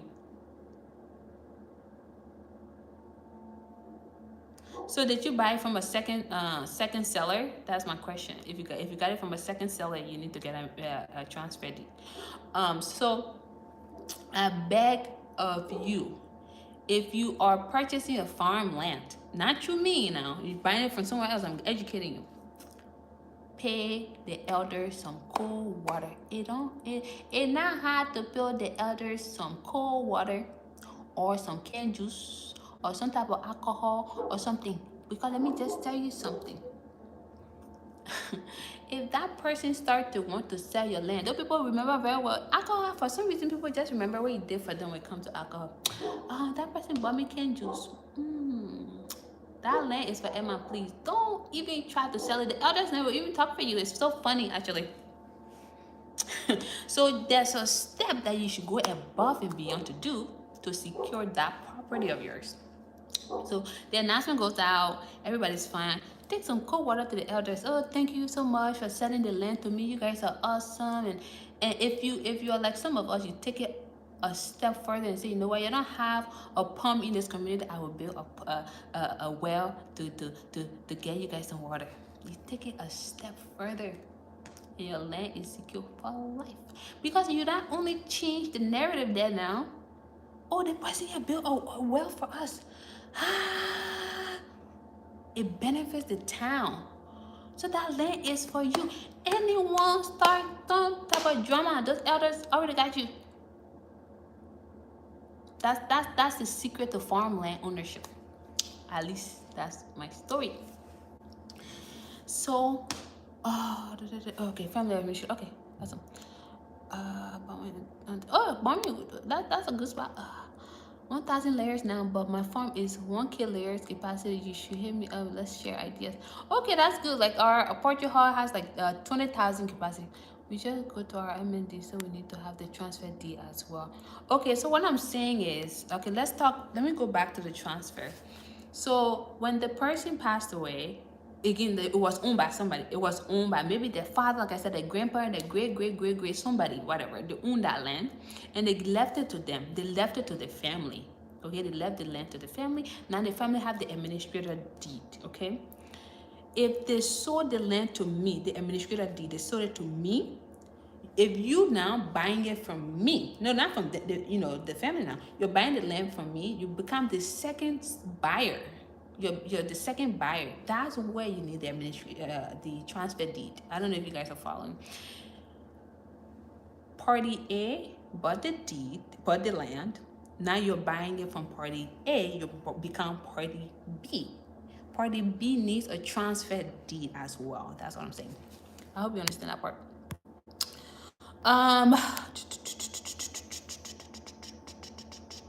Okay, so yeah, the chicken, of course. Yeah, email me.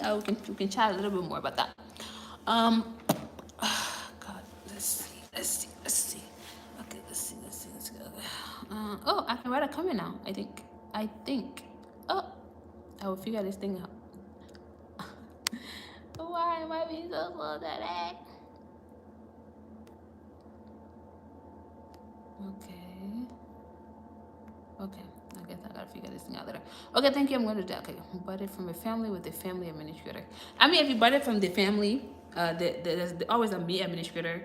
They have a power of attorney. That person is assigned to be the head. They can sell the land, you know, whatever. So you have that deed. That's fine. Now, if you are selling it to me, I'm gonna need a transfer deed because I just bought from you. Who bought it from them? So you see what I'm saying? That's different. Let's see what else. Okay, sounds good. You should be fine if that's the case. If you didn't buy it from like if you were not the second buyer. Okay, so the other thing I always say is to once you probate it, notarize it. This is something that many people don't do actually, and you can notarize it. I mean, you can notarize it, you know, within the same place. They notarize it. What notarization, you guys? I think I don't need to speak further. It's just another layer of protection, but only if you don't really trust the place that you're buying it from. You have some little inkling, like, man, something could happen one day. Go ahead and notarize the thing. It's $25 to notarize this stuff. If you bought a land for almost $2,000, to pay $25 to notarize it should not be a problem. I don't see why people don't. We move.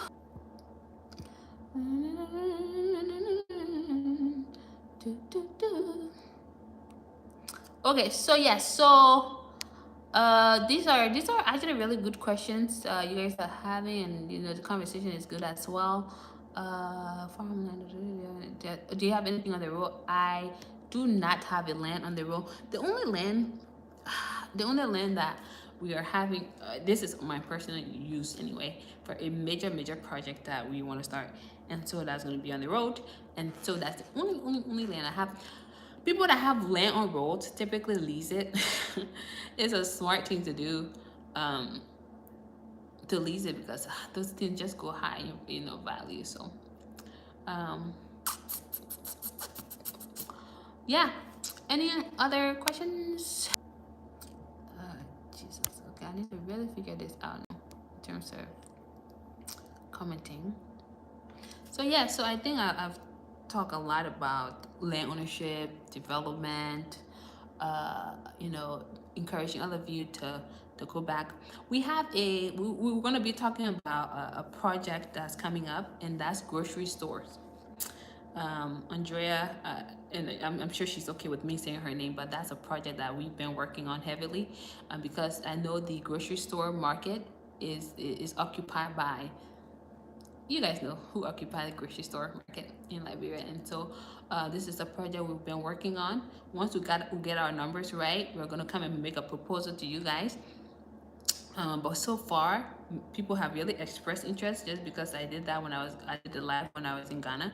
But me and Andrea, we've been working on this project, trying to do some comparison, some analysis before we can bring it to the public, in more in depth. But grocery store, that is something that is coming up. As far as an investment opportunity, those who are interested, you can make inquiries. You don't necessarily have to jump on the bandwagon. But that is something that definitely has been taking a lot of our time. We have our meetings on Sundays. I want to make sure we get our numbers right. We want to make sure we get our building numbers right. We want to make sure we get our supply numbers right. We want to make sure we get our vendors right. We want to make sure people who are going to be supplying all those things in the grocery store, we want to get those numbers right before we can both come on live to talk more about it. It's just something that I'm sharing right now. I mean, low margin, but look at where you're talking about, though. Look at what you're talking about. So I mean, if you look at Liberia, you look at Habel Supermarket, and you look at Joshua, please. Wait, is this Joshua? Joshua, is that you? The one who said you was going to Liberia in March? Hello. I'm not in Liberia at the moment. You have Habel Supermarket, you have Ira Supermarket, and you have Stop and Shop. How many of those are there? how many counties are in that country. So obviously, you also have to look at, like I said, pricing. These numbers will be put together. We're not just gonna come up and tell you do this, do this, do that without assessing everything else. Profitability within 3 to 5 years. Looking at those things, those are that's the time frame you should start to expect something to, and even put back into the business to kind of expand it, to make it more sustainable, to all those other factors to look at. But the need is there. The need is there. How many of you guys eat every day? I'm sure all of you guys do. The need is there. The demand is there. The demand needs seem different, but it's really is there. Is that you have to pick your location. As with many other businesses, location tend to be a big factor. Anyway, so yeah, that's something that we are heavily looking at to do, and we see the mad potential of it. Just like when we brought the idea of the resort apartment style thing up, some people are saying, oh, Liberians can do it, and then now the same people are like, oh, how can I join where it's closed off? And other people say, that's not possible. And then you see a place called Waves Apartment in Monrovia over there in Singapore. They charge like $3,500 per month across certain individuals, and yet still our Liberians are still giving excuses.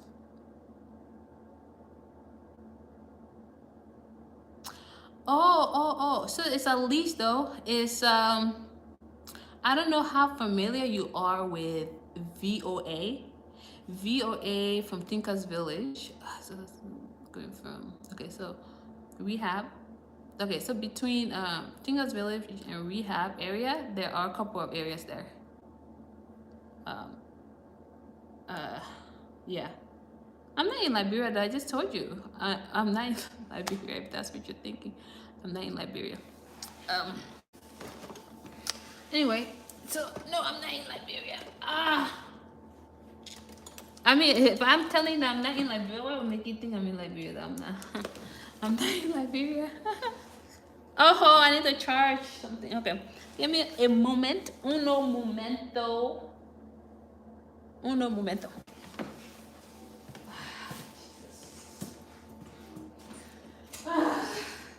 Then everything just died for me real quickly. That's so funny. That is so funny. You think I'm in Liberia? I'm not in Liberia. I keep saying it. I don't know why people think I'm like literally lying. I'm not in Liberia at this moment. I mean, I wish I was there though.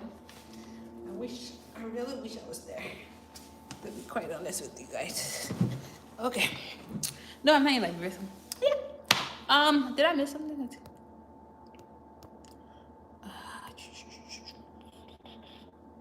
Oh, I should let you know when I'm there. I will be in Liberia by God's grace. Okay, so my exam here in the US is scheduled for April 5th. Once my exam is over, I'll be headed back to Liberia. So yes. Anyway, so that's where I am. So when I go to Liberia, when I go to Liberia, unfortunately, a lot of people don't see me because I'm busy. But if we do have an appointment, you will likely see me there. I don't go to Liberia for leisure, by the way. I go to Liberia for business, and that is all. I know. I was just wondering if I heard of okay. Yeah, yeah, they have like along that side, Tinker's Village and Rehab side, they have places for rent. There, in terms of restaurant and what you're trying to do there. Where they need a lot of development, I say, is around the airport. Once you know the demarcation of government property and vacant properties, which I really doubt, that airport belt is where people need to really focus on, because that's the point of entry, right? You have to think about it like that's the entry point. And many people, nobody really wants to drive at night, to be honest with you. So if you have like accommodations along that side, like, I mean, come on. If you have restaurants along that side, I mean, come on. So many opportunities, man. So anywho, what's up? Talk to me. Talk to me nice. I think I've said a lot. I wonder if thing that any commercial property that is restaurant ready for study might be okay. Same thing. Okay. Okay, I think I've answered a lot of you guys. What time is it? Uh, that's where I want to be. Okay, yeah. That's really where I want to be. Oh, you're talking about like your restaurant area? Yeah. I mean, on the Robert Street Highway, let me just tell you right now, man. Okay, so when you're driving from Rehab on the left hand side, that's a very vague description. Um, driving from, yeah, 10 acres farmland. I'm telling you, it's 10 acre farmland. Farmland, please don't say it's a beach land. Farmland. Anyway, so let me see, let me see, let me see, let me see. Think that's village, okay. Okay, I'll come back to that. That's a very good question right there too. I'll give you the answer for that. Um, when you are coming from, okay, so I usually take Congo Town's back row. So you take the back row, it's Rehab, there's Tinkas Village. Okay, so when you are leaving from Rehab, Tinkas Village, Pinsville, like that side, on the left hand side, I think I have it in my video. There are some apartments.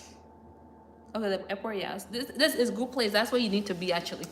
I have a friend who's about to take a very sick concept to Liberia. I cannot tell you her project, but this girl is about to she's about to do something great along that airport belt. But anyway, where you're driving from Contact Back Row, Rehab, Tinkas Village, that side, on the left hand side, there are a couple of apartments. Beautiful roofing. Again, listen to me, roofing. Okay. And then next to it, they're building a mall. Okay. Robert Street Highway now. I just discovered it's owned by a Ghanaian. So this Ghanaian guy, he's literally, Mohammed is his name. He's literally building the house, a 2-bedroom house. 2-bedroom, listen to me very carefully. 2-bedroom house, and selling it to y'all in the diaspora for 45,000. The first thing that comes to your mind is, well, 45,000 is okay. It's nice. It's decent. 2 bedrooms, and you guys are falling into that. And the guy just recently increased it by $10,000. When I used to drive by that apartment, I said, "Oh, Liberians are developing." Until I heard it was a Ghanaian guy. There's nothing wrong with that. He's an investor. He sees opportunity, plain opportunity. He's building. He started it small. He increased his price. You guys are buying it. He makes his money. He take it to Ghana. That is your business and his business. You guys, on that same side, he has increased his pricing because you know why? There's a mall. There are retail stores that are being constructed there. It increases the value of his home that's being built. But guess what? He gives an incentive to the government. So all that land on that side for that guy, closer to the military hospital, that's value that has been increased. But it's not for you, my Liberian people. It's not for you. It's not for you. You don't think that far. It's not for you. And you are going to buy from him. 45,000 for 2 bedrooms. Small little 2-bedroom. When somebody tell you now, oh, you can build a 45,000 3-bedroom nice house for yourself. Hey, I'd rather cut you that over there and go buy 45,000 house. No unity. I keep saying it. No unity. But this guy right here, he's making money off of y'all. 2-bedroom house, 45,000. And you know what? He took a smart system. You guys will pay monthly fees. monthly fee to this guy. It's just like a mortgage system he took to Liberian people. He's like, oh, that's a good deal. But if I thought I could just pay like X amount of money for months and months and months and months. There's a same sister he's introducing to you in a different way and a cheap way, and you guys are gravitating towards it. Ghanaian guys, smart. But for you to think that I purchase a piece of land, I build value, even if it's far away, but if you start development, that the value automatically increases. That's why I was saying that that land behind that airport, it might be like not somewhere you guys find attractive because they don't have like the most paved road and all this stuff. But the moment you start to build, the value of the place will go up. You know, to go up. That's what the guy did. The houses the guy was selling for less, now part of the reason I know this because I have friends that talk to him, and secondly, I know somebody who building through him. And the guy told me he increased by 10,000 only because a mall is coming there. It's going to increase and make his building attractive. If you guys can see that on our Royal Highway, there are a couple of nice roofing apartment. The roof is nice. That's what I'm saying. Nice apartment, you guys. Oh, houses. They're owned by people in the United States and outside of Liberia, paying 45,000 for 2 bedrooms. Tight, 2 bedroom. But he sold it. So smart guy, such a smart guy. And you guys will buy it. You guys will buy it because he's such a smart guy. And that money goes to Ghana. Wake up, people. Wake up. Anyway, that's besides the point. Let's see. Emma, you need to open a school in university. What a lot of times the problem is people are not willing to pay for service, and people don't understand. When you don't understand, you become ignorant to it. Okay, if you don't understand something, instead of gaining more knowledge, people are not really. Oh yeah, this guy is smart.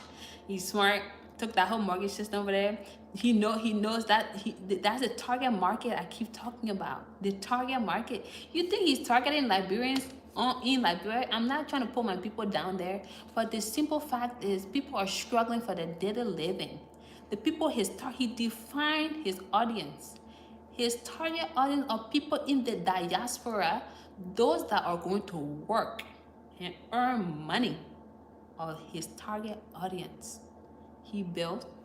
He come to you and say, look, if you get 45,000, if I do like a mortgage system, it's less than 20 years mortgage, it's less than 15 years mortgage.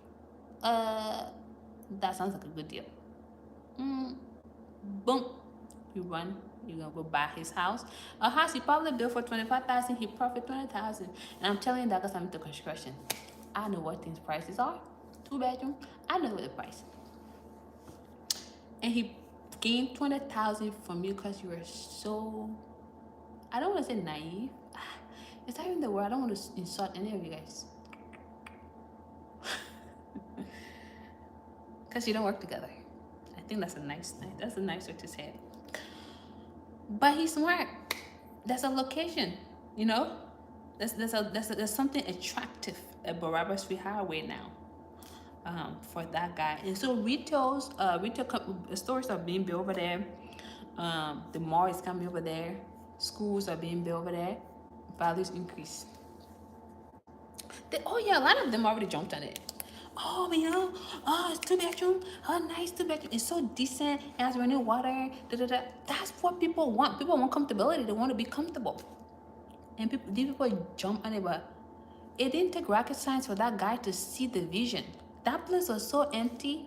He just had to propose that, okay, government, I want this land by the military hospital that you're going to propose to build. That's why some of us, when we see vision and telling y'all what might be happening here, y'all just don't think about it.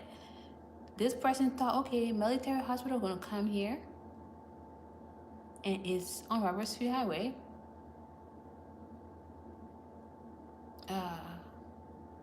It's on Roberts Free Highway. There's a potential. It goes from the airport to there. You have to go this way before you go to town from the airport. From your entry point to town, you pass by all of these things. So, in a common sense idea, the location in of itself is good because one is an entry point, and then there's a potential military hospital. At that time, now he's thinking. Then they constructed the road that heads to that military hospital. He negotiated with the government. They came up with an agreement of how much he can pay them to have that land.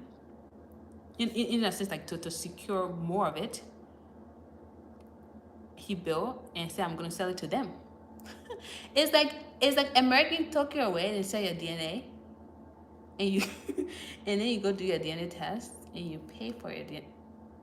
Something they took from you, then you pay for it. Okay. So this guy goes there, he buys the land there, he sells it to you. Something that you should have yourself thought about and done yourself. He goes there, finds a problem, and solve and sell it to you twice the amount. Who is the smartest? He's the smartest. And you're not. My point is, this entrepreneur guy saw that there was nothing here. There's nothing here. But it's a good location. It's an entry point. And there's a future project. He saw the future. You don't see today, but you guys think today. That's why I keep saying that. You guys think, oh, Liberia there's no this, no traffic, no. Instead of thinking, ooh, it's not like it used to be before. It's gradually, slowly but surely getting there. Let me see how I can get there. You guys don't see about this guy in Wednesday, and now everybody wants to buy his house for $45,000, huh?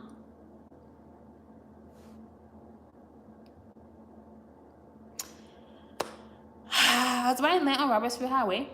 The moment I heard that UMU would be there, I bought land all around UMU. That proposed UMU bill. I don't care if it takes 10 years for UMU to build out university. I'm gonna have my land there, and when that people start breaking ground, I'm gonna start building my apartments because I know students gonna need it. Vision. You don't see it though. Because you just want to be stuck that the country is not going anywhere, and people this and that, but these people are the ones selling the houses to you for $45,000. You're buying it.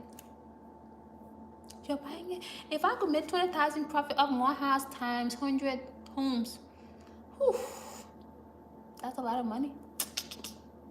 How many of you guys are thinking that? But that is in the construction company's plan anyway. But it will be a different system. It will be a different process. I ain't gonna do no mortgage system with y'all, man. I can't.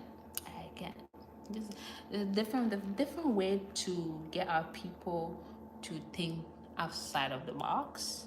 So modern building construction is within our plan to not do similar, but to build its own house and sell it back to you Liberians. Anyway, we move. So if you don't know, today you know. If you don't know, you know. Honestly, I was so puzzled when I found out who owned those houses. Honestly, I was like, finally, when I used to be driving, I said, oh, a Liberian person building. Ooh. I used to be so excited. And I'm like, okay, well, that's development, but it still hurt in my soul that it's a prime location and it's being so back to you. My spirit is bothered.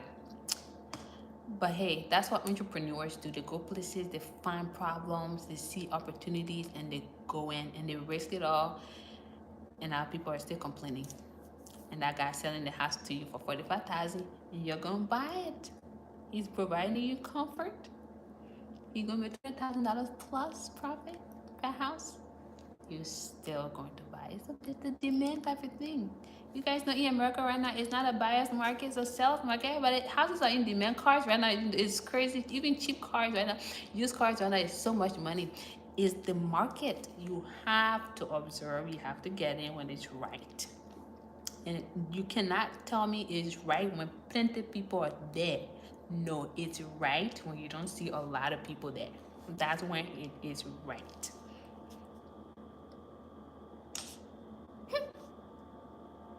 So anyway, Guys, I think I've said a lot on this channel today. I know a lot of you guys are watching. Thank you so much for continuing to watch this. If you've already asked for my email, it's Zawadi, Zawadi. I kind of forget my own name sometimes. em21@gmail.com. So you email me and I return emails relatively quickly. Let's see.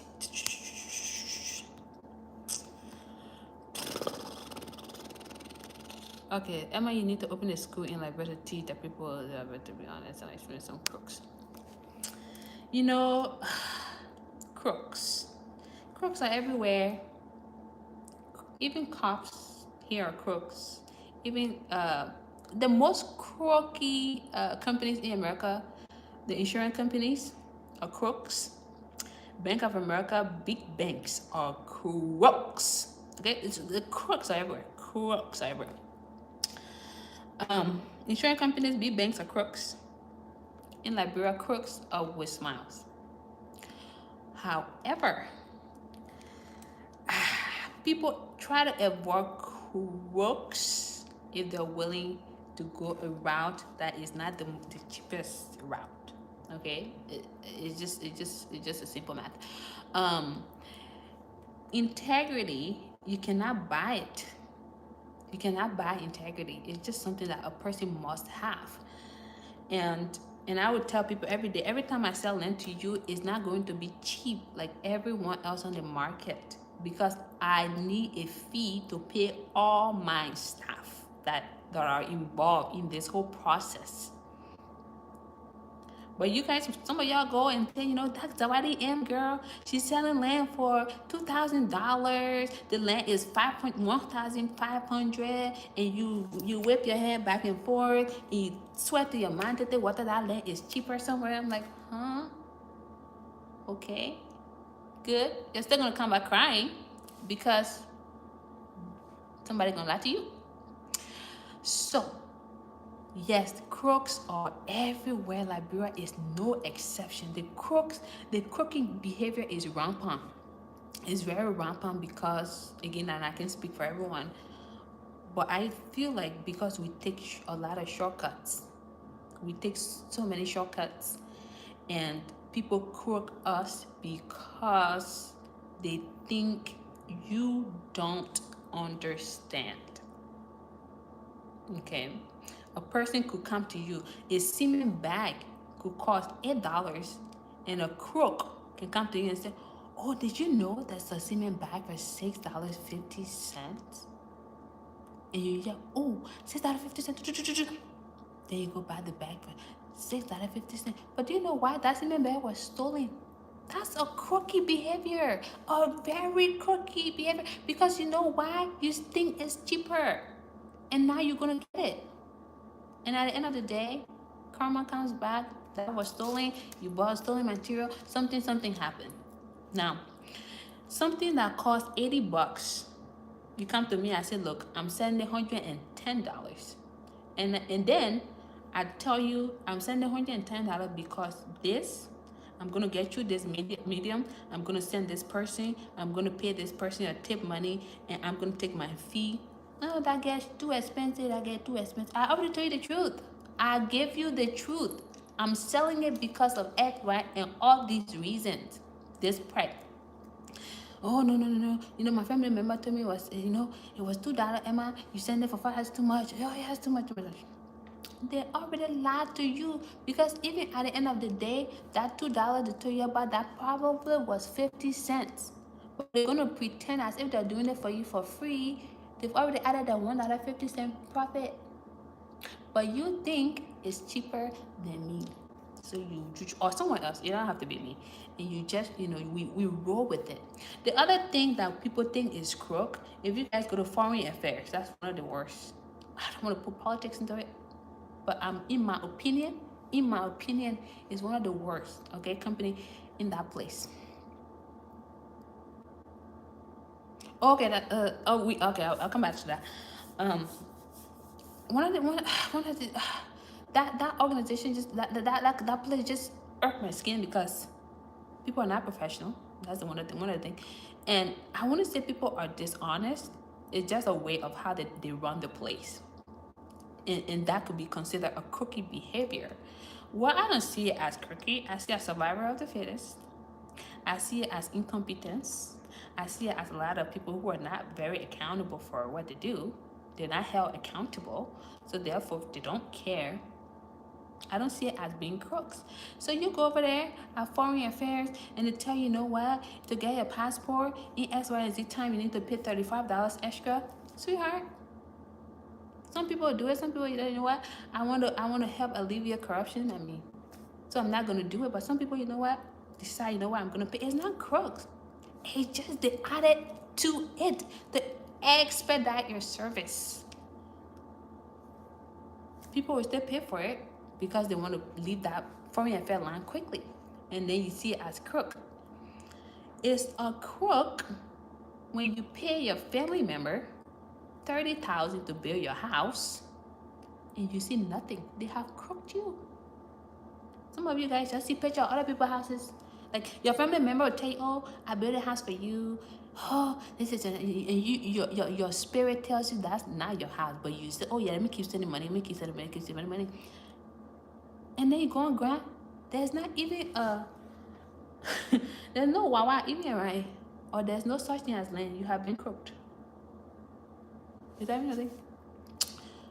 So it's I hate to say that's your problem, but it's both people's problem. Integrity. A lot of people don't have integrity, and a lot of people also don't like the truth. Don't like the truth. A truth person would tell you, look, the land is $2, but somebody will tell you the land is 50 cents, and you'll go with 50 cents because it's one cheaper.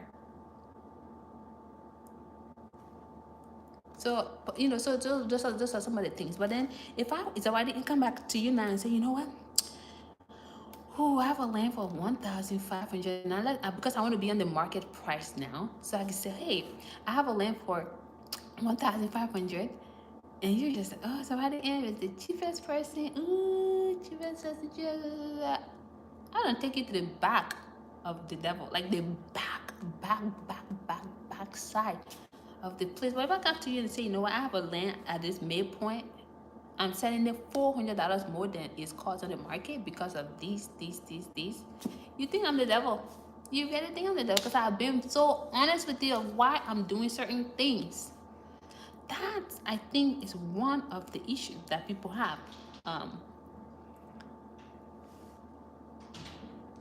That's one of the issues that people have. So, crooks everywhere. And then the other things too, I tell myself, look, you know, I tell myself at the end of the day, if I'm purchasing something, typically I know most of the price in Liberia. I know. So somebody comes to me and say, you know what, if something's supposed to be for $17, somebody said $20, I ask myself, my time that I will invest to leave from here to go there and go buy it, almost $2,000 ticket, is it worth the $3 for me to go back there for $3? Like, I mean, you have to ask yourself, what is more valuable, your time or $3? Like, thank you. What is more valuable? Somebody telling you something is $3 and you know that person maybe came from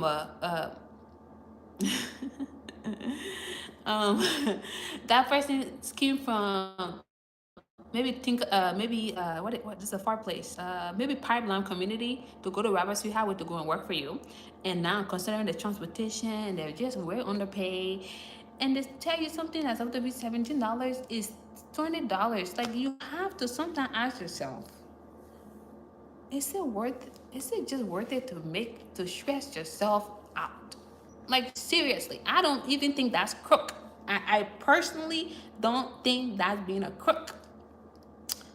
Now, if I were to assign value to something, like a higher value, and somebody, you know, 60% of it, that's crook. To me, that's crook. Because obviously I could buy a ticket and go over there and do the work myself. Now it's taking so much time. Maybe if I was supposed to make 50,000 extra income or whatever, now I can't make it because now I'm fighting for 12,000 in Liberia. It don't make sense to me at all. So the time you pretty much when that happens, you're buying time. When somebody work for you in Liberia and you're worried about $3, $5, is it worth the money you're supposed to make in America? Like, or you know, wherever else? Like, is it worth it? Are you gonna go back home, refuse 50,000 for $3 or $5, $6, $10 because you don't want someone to crook you up at $1? I mean, I'm just confused. So some of these things also have to be considered. You know, one thing I tell my staff though, if something costs $10, okay, and I know it's $10, you go to the store and negotiate for $9. And all my staff, they know this. If you go over there and negotiate for $9, my staff, he said, oh boss lady, it was $9, so you sent $10 by negotiating and still have the $1. Some people will say, how come you didn't take that $1 and keep it towards something? Look, the truth of the fact is, I knew it was already $10. Why does it hurt me for that person to take the $1? Like, I'm just so confused. Will you rather the person tell you, oh, I took the $1, or will you rather the person say, oh yeah, the thing was $10? Like, it blows my mind when people, you know, when people have issue with something like that. I would rather somebody tell me, or you charge, you budgeted for $12 per steroid, but I went over there and I talked to them for $10.50. Have the rest of the money. Like, I mean, have the rest of the money by all means, because I've already budgeted for it. I don't need to hoon things over somebody because they have been honest with them. I think a lot of times that is another issue that I see with people. The person, now it's different. If something is $25, right? You know the person thought, they said, oh, that thing is $25. And they know very well that thing is not $25. They knew it already and they came to tell you. And then they went and gave the person $10 and they took $5. They don't tell you. That's being a crook. But now you have to ask yourself, is it worth it to leave from here to go there and go fight for $5? I don't know. I personally don't have no time for that. These are some of the things that I see people say that's a crooky behavior, like being a crook. My uncle is one of the best engineers out of Ghana. He used to build in Ghana, and my grandma asked him to build her house. My uncle, he stole my grandma money. Okay, I told her, I said, your son is a crook. He's a crook. One thing to give all these excuses, I said, your son is a crook. Just call it as it is. People not wanting to be honest about these type of things. That's a crooky behavior. Now, if he had purchased material, blah, blah, blah, and said, oh, man, I'm charging you for this and that, she would probably say, oh, you're my son, so you should bill for free. No, he's your son, but he went to school for his knowledge, whatever, so you need to pay him. Then that becomes a problem when he take money from you because you don't want to pay him, you want to be cheap, whatever. Like I said, both people are the problem here. People need to be accountable for a lot of these things. I'm going off time, but you guys got the point. You guys get the point of people being crooks. I don't see $2 being a crook. I don't see $3 being a crook. I don't see none of that being a crook. So I spent too much time talking about crook because the word is used so much rampantly, and we don't really see some of the root cause of that. So we move. Let's see. Do you know how much does it cost to get a community fit? Okay. Most likely do not work together. That is true. People do the same in the US. Not everyone wants to build. Yep. Can I get your email? Yeah, Joshua, you have my email. Okay, isn't that monthly fee more like an homeowners association fee that some of us pay in the US? Monthly, like grass cutting, trash collection, what is being referenced? Oh, the $10,000 that was added. Not necessarily. I mean, it's indirectly said. It's not abruptly said, right? Or it's not very visible, but it's more so that or we're increasing by $10,000 because now a mall is being built next door. It's not saying, oh, there's a security, there's a water fee, that the home HOA fee that you just mentioned is not, it's not stated. It's more so because of what is coming around the area. um, so you said,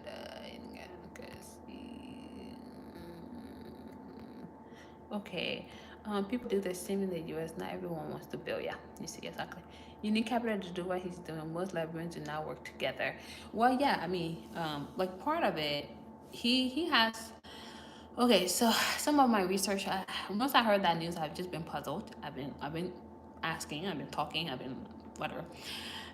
And as part of it, he does have somebody who helped him. Is like another Ghanaian partner. I mean, coming into this place, buying this land, talking to these people, and all this stuff, acquiring all this stuff. You do need capital for it, but it does not have to be a one person. It does not have to be.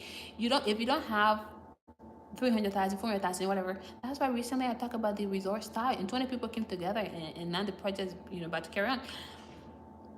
But you have to be willing to work together, and not just more so like I'm going to individualize things. I know we live in the individualistic society, America, very ethnocentric, but it don't always have to be like that when it comes to business. And of course, in such a green land, it's so green, and opportunities are there. If you feel like I don't have the capital, but the person does have the time, the knowledge, you want to assess. Maybe if I'm putting in majority of capital, maybe I get 60%, or you get 30%, I get 70%, whatever it is. You guys can like a form and do something, but people just want to do things by themselves, and blah blah blah. Okay. You do need capital, yeah, of course. Do you know how much does it cost to pay the community area? Okay, so we have a project coming up around Dwazon. It's a road project. Once I get all this information, I can share with you guys in terms of how much it's going to cost, from the main street to this guy's house, like literally from the Michigan to house. That's a project we're about to start working on. And once I have that estimate, I'm going to be able to share with you guys how much a typical construction of a road pavement costs.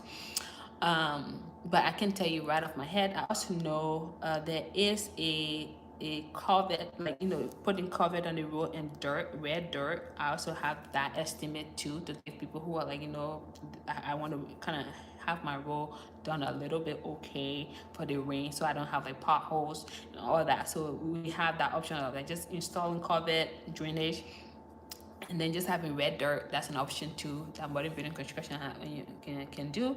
But yeah, once that pavement of this road that we are to construct, I get the estimate. I will tell you like the distance between the person's house to the main road, and how much it's going to cost. Let's see. Thank you so much for sharing my stuff. Emma, you can be the Oprah to the Liberian community. When you travel back to that, you should step up with it. You should start up with it to have talking to those that want some advice or figure for it. Okay. Liberia, man. There's just too many things to do over there. It just like when I tell you I work 6 days a week when I went to Liberia. 6 days. I go to construction, I go to the farm, I go to the entertainment, I go to real estate. Like I was working, I would wake up at 4 a.m. I go to the farm, I go to construction sites, I go to my apartments, I go to my entertainment center. Between that time, I come home and cook. It's like, what do you want to eat? And I'm like, beat up. So I only went out once, like, and just to have a leisure time. But like the whole 30 plus days I was there, like, I just worked. Well, I went out once and I went to Jungle City. You guys saw. If I had all the time in the world, I would love to do like free workshop. I would like to go to Keeps to go read to kids. I just simply don't have much time. That's why I'm training people so that when they are strong in some of these sectors, it can spread, the knowledge can spread. That's why we're having like interns go to the farm to learn. Like I said, it's by quarter. It will be by quarter, getting some students. You guys saw Vani in the video, the young farmer that's in there. You guys, oh, is he not going to school? Vani does go to school, get to 5, start on the farm by 5 when the last eggs is supposed to get out before the night, the 7 o'clock time comes. He's learning, okay? He's getting allowance. He's not working on the farm every single day of his life from morning to night. He's just working 2 hours during the weekdays, and then during the weekends he's learning. This young guy, he could go to school and say university, okay, and come by no job. This young boy can be the farmer over there, learn about the skills that he needs, and go and consult a lot of you guys, and he make his money. I mean, I'm teaching people to be independent, even though you guys are like, oh, that's child labor. I'm like, he's not working 8 hours. He's interning. We have a farmer from Ghana. Okay, we need to be giving people skills that will be of value to them and to everyone else. So that's, you arm first. We got a Ghanaian farmer, a guy from Ghana to be a farmer. We got a Liberian farmer. Then we had the young boy doing his thing. Then now we're going to have interns to come and learn.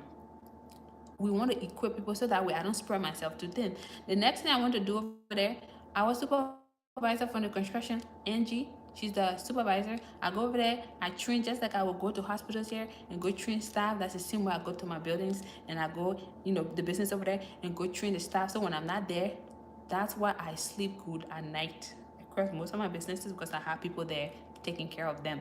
You must train the people there so that way you don't divide yourself. So a lot of times when I go on this site, it's just to supervise, to kind of show my face. The last night I delivered eggs to Town Bakery, and they're like, oh, boss lady, delivering. I was like, yeah, I just want to go know my customers. Simple as it is. And so, like, train the people that you need them to succeed. In essence, would be training other people. I went over there. I told my engineer, I said, hey, I'm about to send you to Ghana because I want you to learn certain things when it comes to building. And he was like, oh, really? Like, what don't I know? And I said, some of the new stuff, you kind of need to keep up.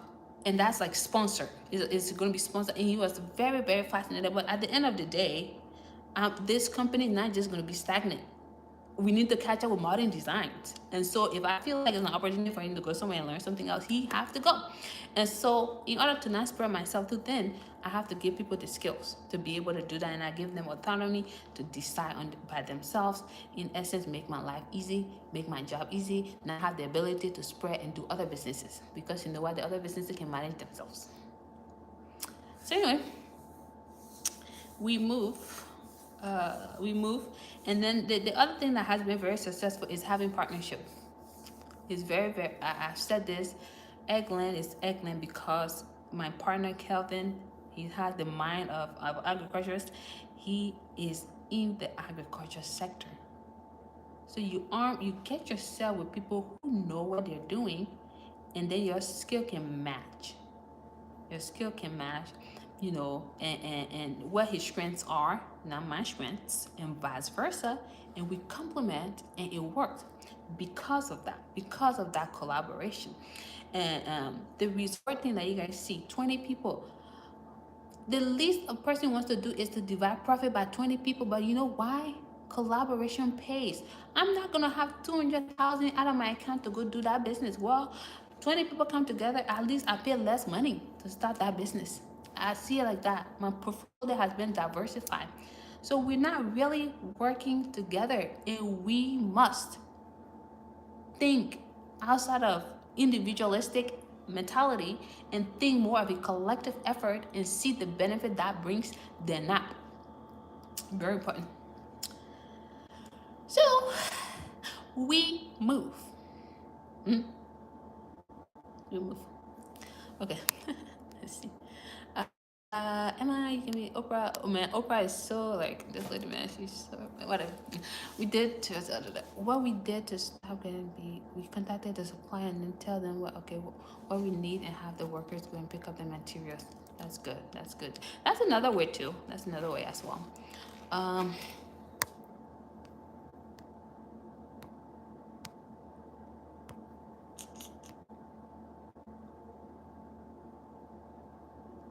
I know I tell some of my clients in the US here, Especially one lady, she was about to go home.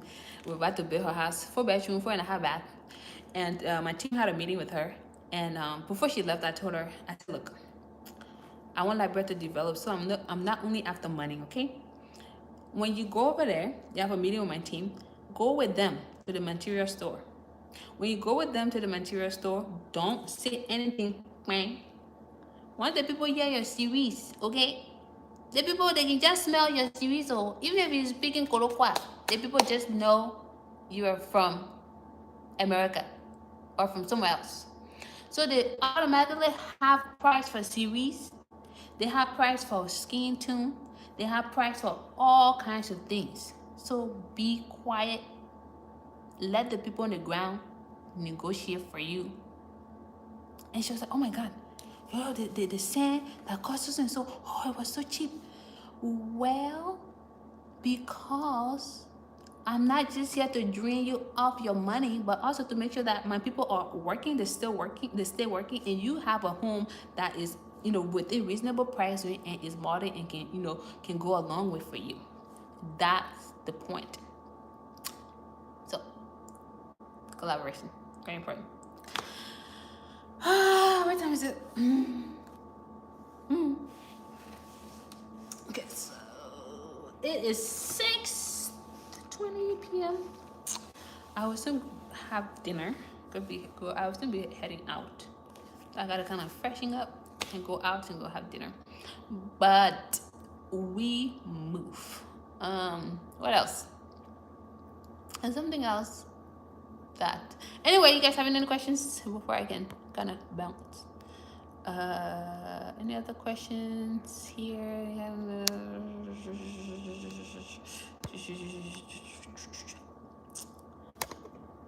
There's so many things that we can do in Liberia in terms of business. So, I mean, I gave you guys a lot of ideas the last time. What else? There's something else. I'm kind of going blank now that I've run this channel for a long time. I deserve some wine, don't you guys think? Anyway, what was I gonna say? You guys don't have any questions, then I can get myself refreshed and go out. Out we go. I don't know. You guys are watching. You guys don't have anything else to add. Angeline, if you're still on this channel, girl, what's your rare roofing comments? I miss them. This girl, she's so hilarious. She went in our community group today. She was like, nobody should bring red roof over there. Nobody can bring red zinc in the community. She's so hilarious. But yeah, so like bread does depend on all of us, whether yes, that is so true. It's nothing is more relaxing than when you don't have to worry about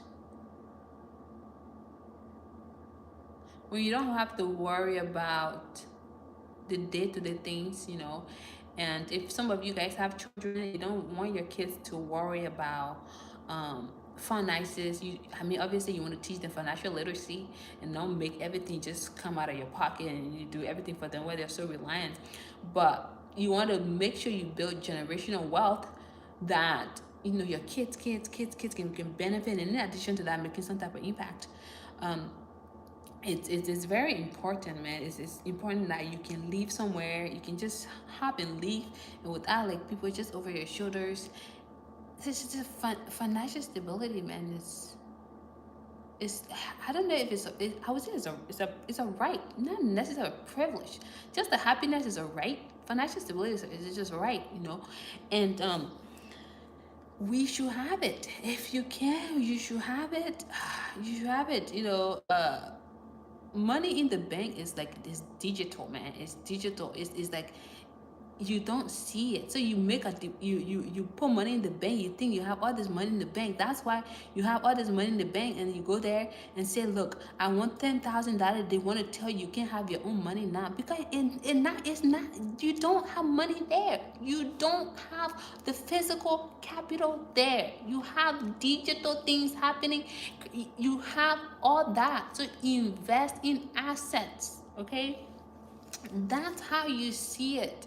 And let things grow. Educate yourself. See, try to talk to people who are like-minded, who are like-minded, who are doing better than you. It's okay to like get with people who are doing better than you. You don't have to be envious. You wanna ask people like, man, how are you going to Liberia in sometime either June or July? End of April I'm looking at.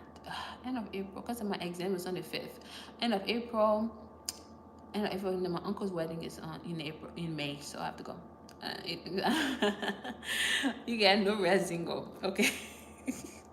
Get yourself around people who will tell you, one, I don't know, and two, who will also tell you, oh, I'm so sorry. I'm gonna come back to your question. I'm so sorry. Who would tell you, hey, I don't know, but I know people who know, or hey, I don't know this, but there's a class, there's a course, there's something you need to read. Like, get yourself with people that can multiply with you. Get yourself people who are into the business, like, oh, I want to get into something like this, but I have limited. No, it's okay. It's okay to not know things and just say, you know what, I'm open. I want to know. I want to grow. I struggle in this area. Like, what? My lawyer told me, she was like, Emma, you need to go take more entrepreneurship classes at Harvard. I was like, okay, fine, it's online. Like, I'm not gonna be like, oh, I went to school for business. I need to know more. So yeah, I'm gonna take more courses that are up to date, obviously. So we gotta be around people, or try to, network ourselves with people who are kind of thinking in the forward thinking direction as us, to build that wealth. And it needs to be reflected in assets. Not just not liquid, the cash. No. It needs to be reflected in assets, in our assets. I'm talking too much. So anyway, let me come to this guy question. I think I missed it. You share the wealth so everybody can eat. Exactly. It's like, take a piece of the pie. Like, that is so important. That is so important. Like, my friend Winnie, man, she's a mechanical engineer. She's like one of those people that work on that battery for Tesla. And she was in my video recently, and we're talking about like just the wealth distribution. Like, your friend makes 6 figures, start a new business, just be happy and say like, how'd you do that? Like, how can I get in on this game?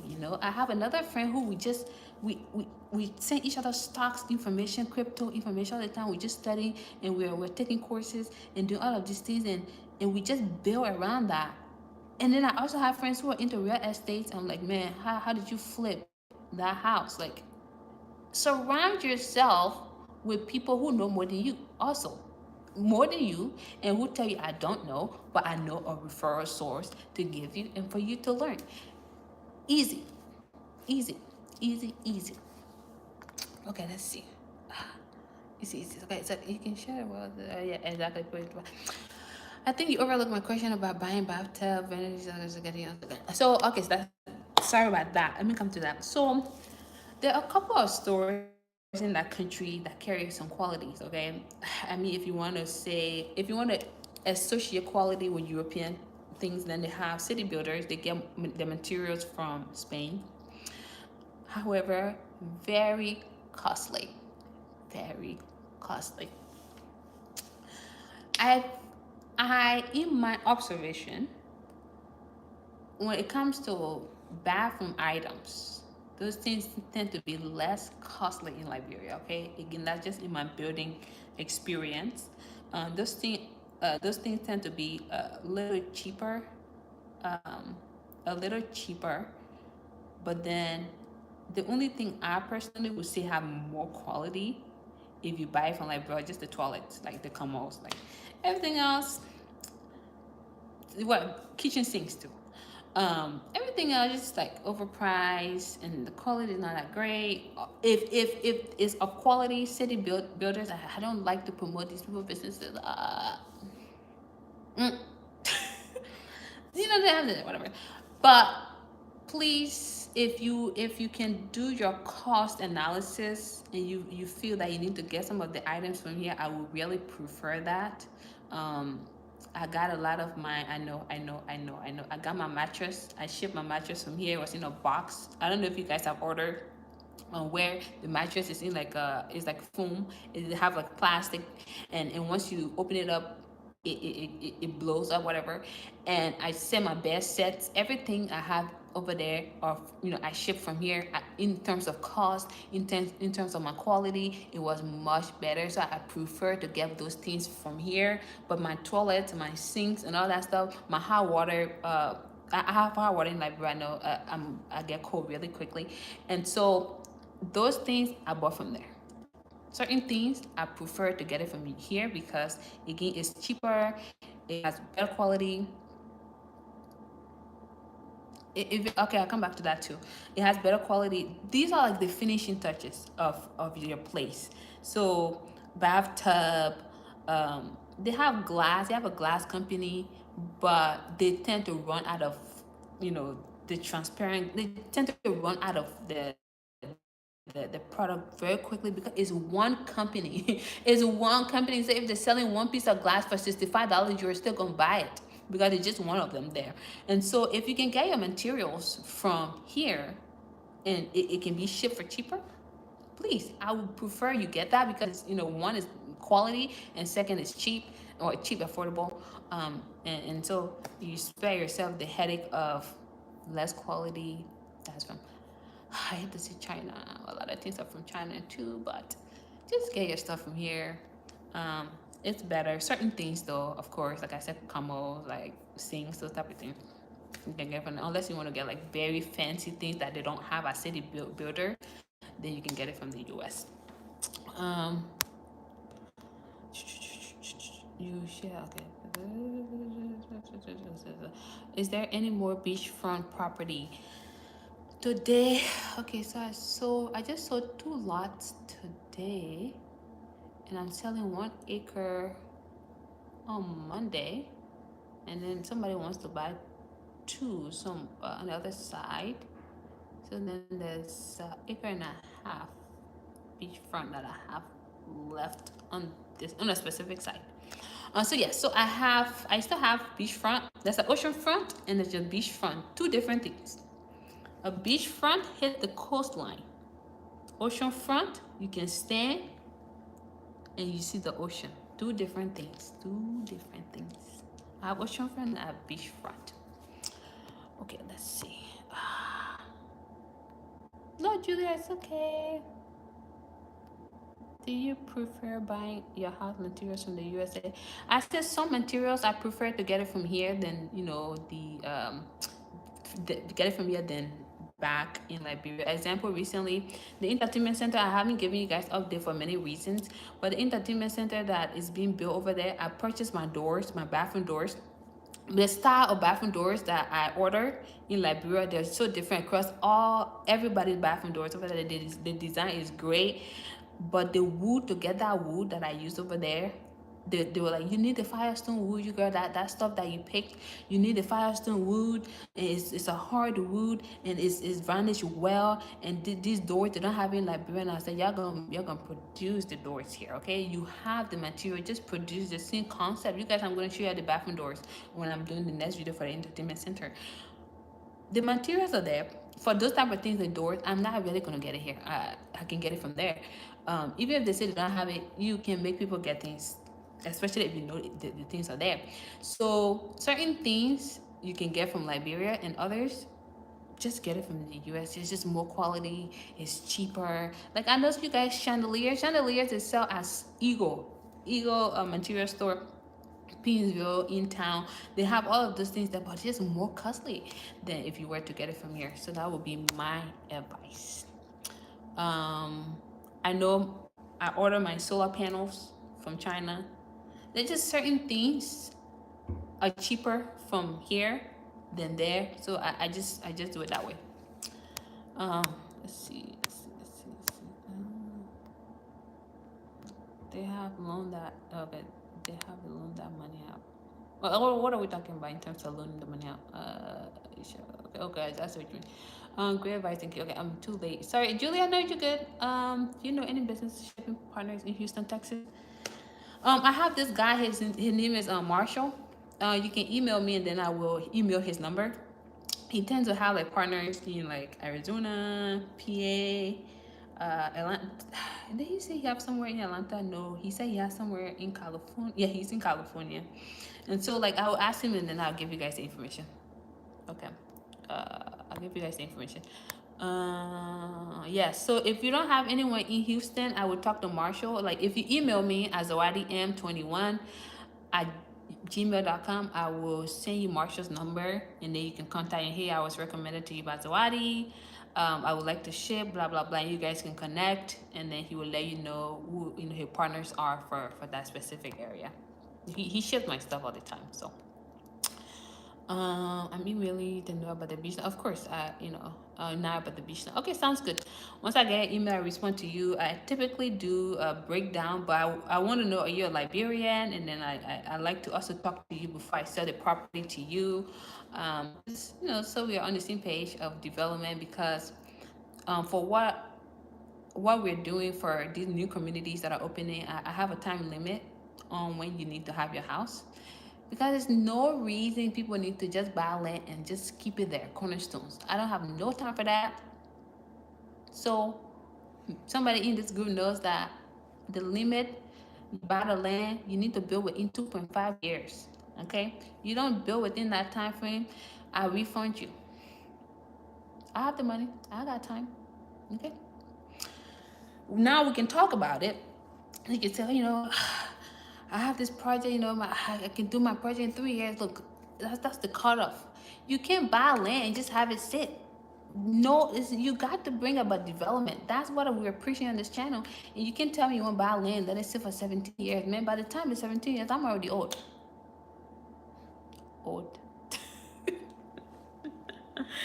I'm already old, so please don't do it. Don't buy land for me. You're gonna just keep. Can you email? Okay, yes. I'm trying to figure this thing out. Let's see. Okay, I gotta figure this thing out though. I used to do this stuff, but what's going on? Like I cannot comment. Okay, can somebody like pin my email, please? Yeah, please laugh about it. Laugh about it, because then people be buying land and just keeping it for like 17 years. Man, I have gray hair by the time. Remember to guard your privacy. Okay. God, I cannot figure anything out for the sake of God. On this phone. Eventually, when I get, okay. Yeah. So for the sake of God, please don't buy land for me and try to think you're gonna keep. I know how many years, okay? Because you gotta build on that land. We're not making building lazy. We're making building busy. Okay, so, Angeline, whoever wants to be a nice person, please put my email here until I figure this thing out on this phone. It's tripping. Zawadiem21 at gmail.com. That's my email. Whoever want to be a nice person, please put my email there. 17 years, that's a real, you see my point. People, you won't believe it. You won't believe it. Somebody literally told me they bought a land 2017. And they expected the land to still be there. 2007. And they said, oh, I bought this land 2007. And 2022, somebody sold my land. I'm like, huh? 2007? Why did you let the land sit for 15 years? Why? Why are you buying land for decoration? This is not decoration day. This is time to develop and move. This is not time for you to be buying land from people and just be keeping it. Why? So, saying the government don't want to have law of how long you can build. If I sell land to you, better build within a good time frame, or else I'm gonna refund you. I think these are the conversations that we have anyway before I can sell the land. Guys, I tell you, I'm not desperate for money. When I'm selling land to you, you gotta make sure you have development in mind. We can't sell land to people who are gonna keep it for 17 years, 20 years, 10 years. Why? This is not decoration day. We're not decorating anything. We're moving and we're building here. Okay? Very important. So, people say, oh, I bought that land 20 years ago. Somebody sold my land for that. 20 years ago? You bought land 20 years ago and you didn't even put a fence? Like, I'm so confused. So the same way you bought that land 20 years ago, probably at $200. It's no longer $200. Now your headache has multiplied. So your headache plus the land value equals a lot because now you didn't do the right thing. So no, I'm not selling land for that. Let's see. 17 years. So yeah, it's a very long time. Telling people be tripping, man.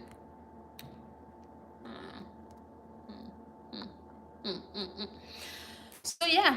So guys, I've been on live for a very long time, I think. Thank you guys for watching though. I appreciate it on a Saturday night. I'm sure you guys can be out and enjoying yourselves and everything else. So taking the time to watch this is very nice, and I appreciate it. The next video that's coming up, it's I'm gonna be doing a lot of segments on construction. So the first one that I'm gonna be talking about is the initial process for the building.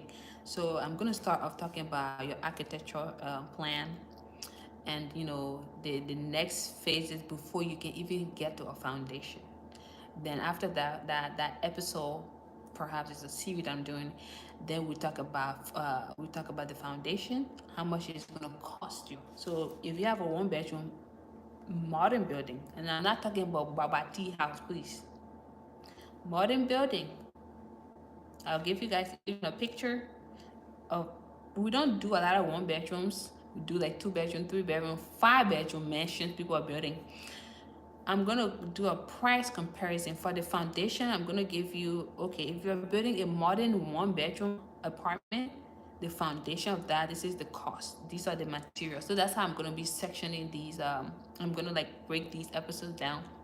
So the first one is the step that you need to take before you start your construction project, which you start with your plan. You need to have a plan. You need to have a plumbing plan. You need to have an electrical plan. You need to have your roofing plan. You need to have your septic tank plan. You need to have every plan before you break ground, people.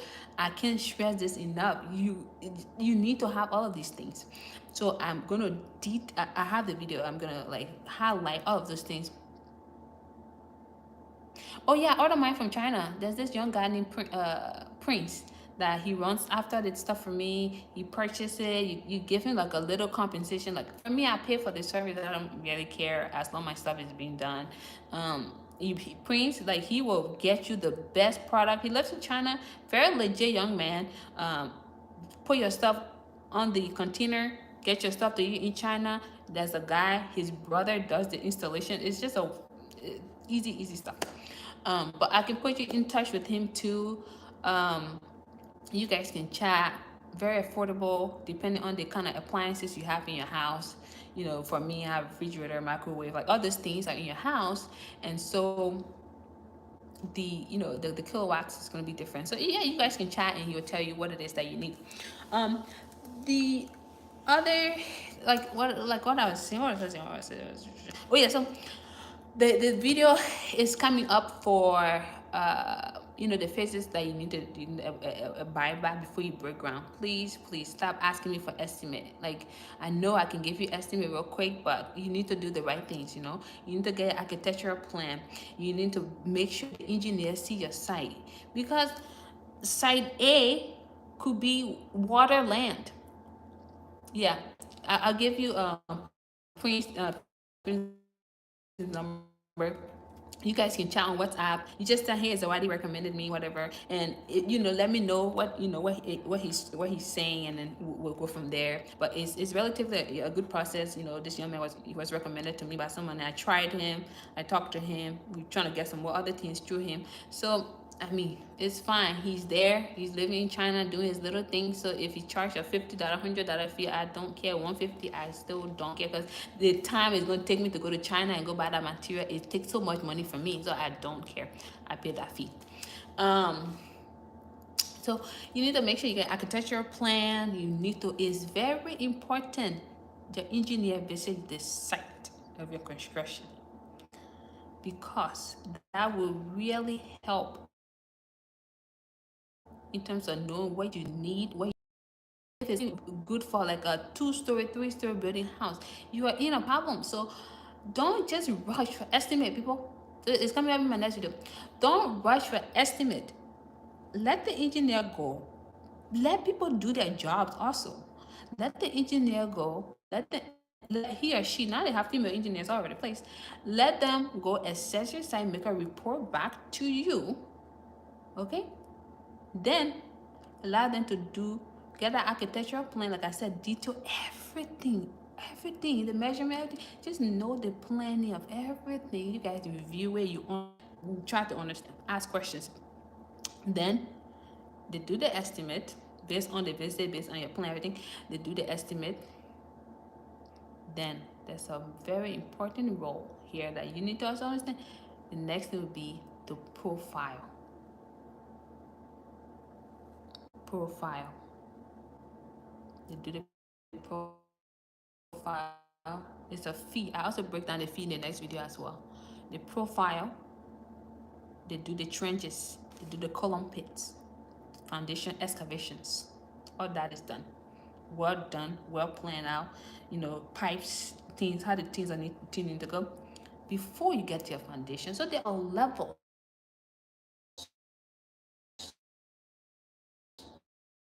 I don't want to build Babati how they say, oh, I get can loud. She builds an ugly house on me. Then my name has spreading. So please, the next video yet, listen to it. Listen to it. Because I just so much information that I share with you guys. Things that I shouldn't even be telling you for free. I'm sharing it with you. You can do the right thing. So you go to foundation and y'all keep making this mistake. Whew. You built a house. Okay? They don't even do rough plumbing, no rough electrical work for you. And then they do it towards the end. Blown away. How you allow people do that for you? They need to start the. Oh no. Oh no. Why? Don't just rush to do building, okay? Don't rush to do building. So a lot of that information is coming up. I will do the best I can to break these steps down for you. Then I'll do a comparison of a modern glass modern glass building. We're about to do a lot of those by the beach. We have a bunch of clients. Even today the engineer want to assess 2 different lands, because I will show you guys the plan and then how much it would be for foundation, slab casting, to cast the floor, to build the slab, superstructure, form. I would break everything down to all of you in rough plumbing, rough electrical work. I would break everything down. It's like a series. You guys are gonna follow me when it comes to this construction stuff, because we gotta educate y'all, man. So anyway, so just tune in to the channel. A lot of that video is coming up, and then you're gonna know. I'm gonna break prices down to you, and also to, as the inflation is taking place everywhere, even across the US.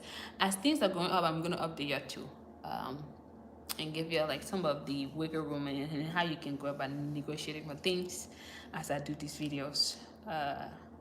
Very, very important, because I want everybody to build. I don't want to charge arm and legs for projects here, because if people feel like they cannot afford it, many people are not going to build. And so I want people to build. So that's why we come to a middle ground. We got a common understanding, and things are going to be done well. I have experts on my team for the construction company. We have very diverse team of engineers. My Ghanaian engineer Kobina, very, very, very, very, very well versed when it comes to building different modern homes. We have a guy from Sierra Leone, very, very good. We also have our own man Bwaka Zombe, who's very skilled, very skilled. And so we have the 3 engineers, and then we have Abraham Carton, who actually helped build some of that alien estates that you guys see in Marshall.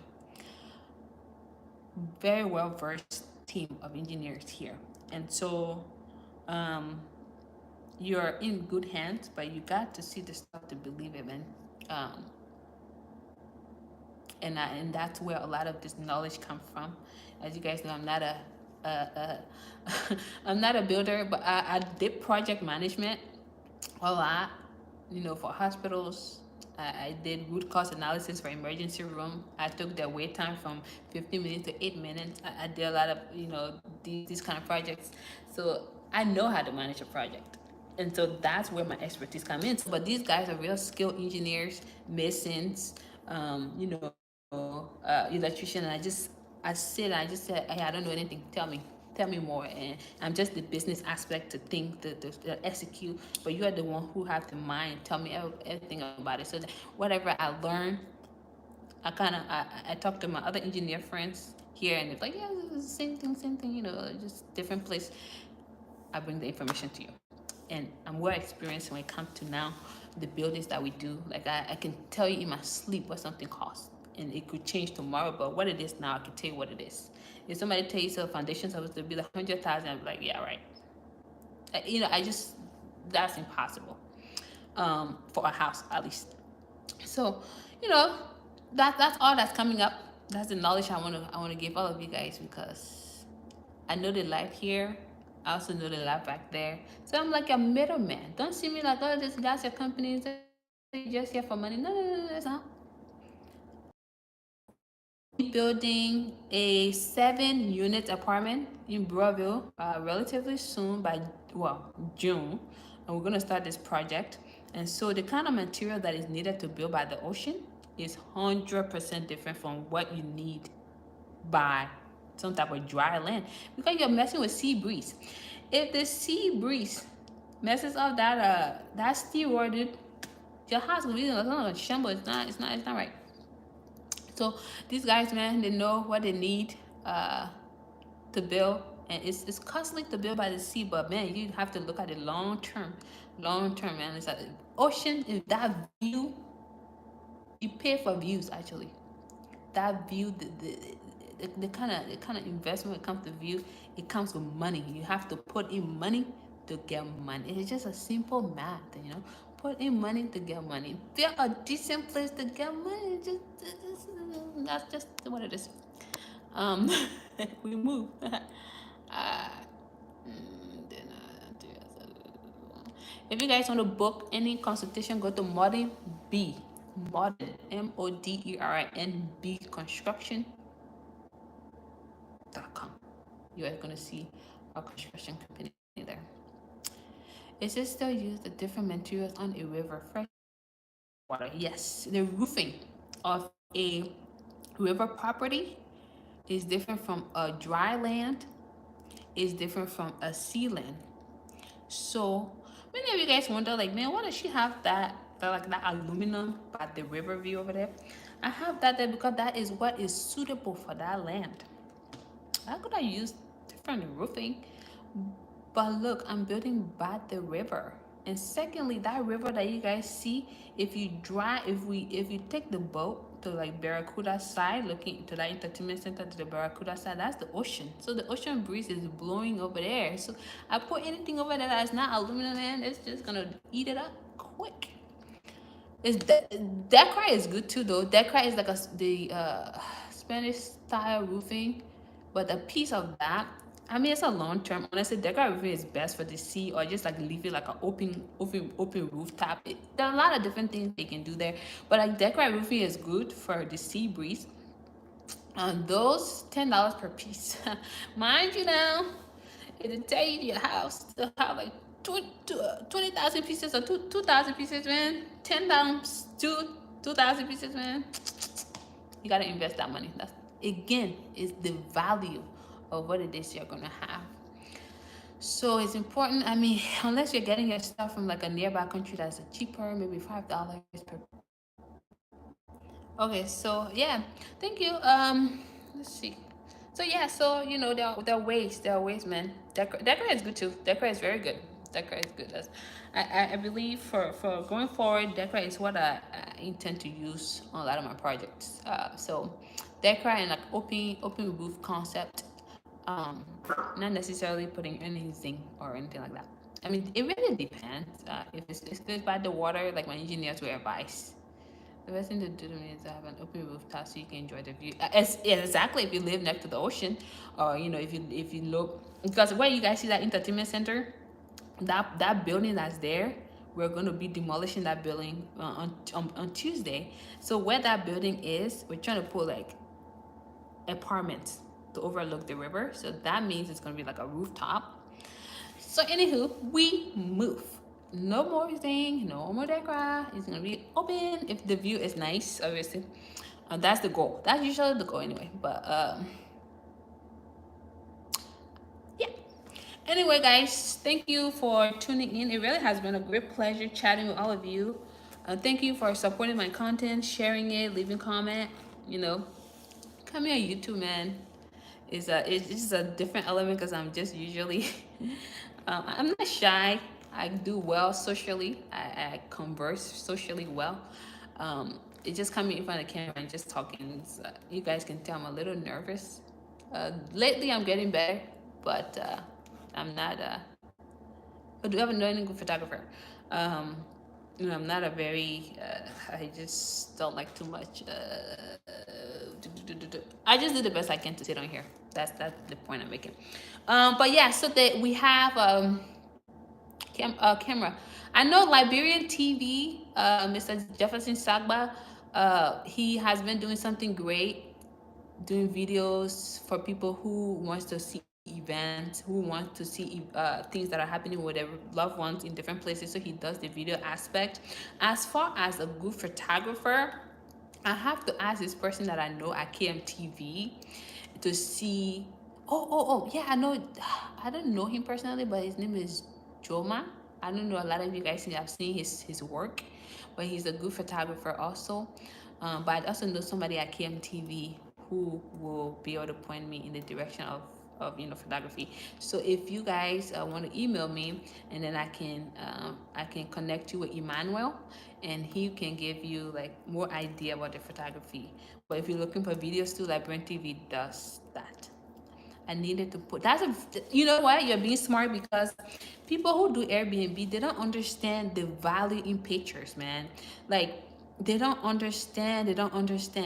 You take quality pictures, your revenue goes up. I took an Airbnb class before I could list my property here. Camera quality is so important. You need to hire a photographer if you want to do this Airbnb business. And so yeah, you're heading the right direction. I will link you with Emmanuel. Just email me, and then I will link before you. I just say, hey, Emma recommended me, and blah blah blah, and you guys can go from there. But quality pictures very important. um let's see. Like not going on YouTube. She has someone who is still up in Liberia. She made a video and she has all the person contact in the description. Yes, that's another person you can contact too if you want to get your stuff from Liberia, Lena, Queendom. She talked about solar panels. But if you also want to get it from China, I'm telling you, Prince is your guy. He will help you get that stuff. It's cheaper there in China, like I said. For me, I just prefer to get it from them. I mean, that's where they're getting it from, and the info they're like, increasing the price anyway. So I prefer to get it from there. But yeah, Queendom, I'm sure she can give you more information about that.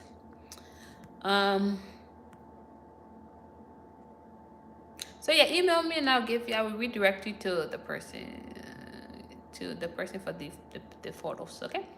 Anyway, as always, it really has been a pleasure, guys.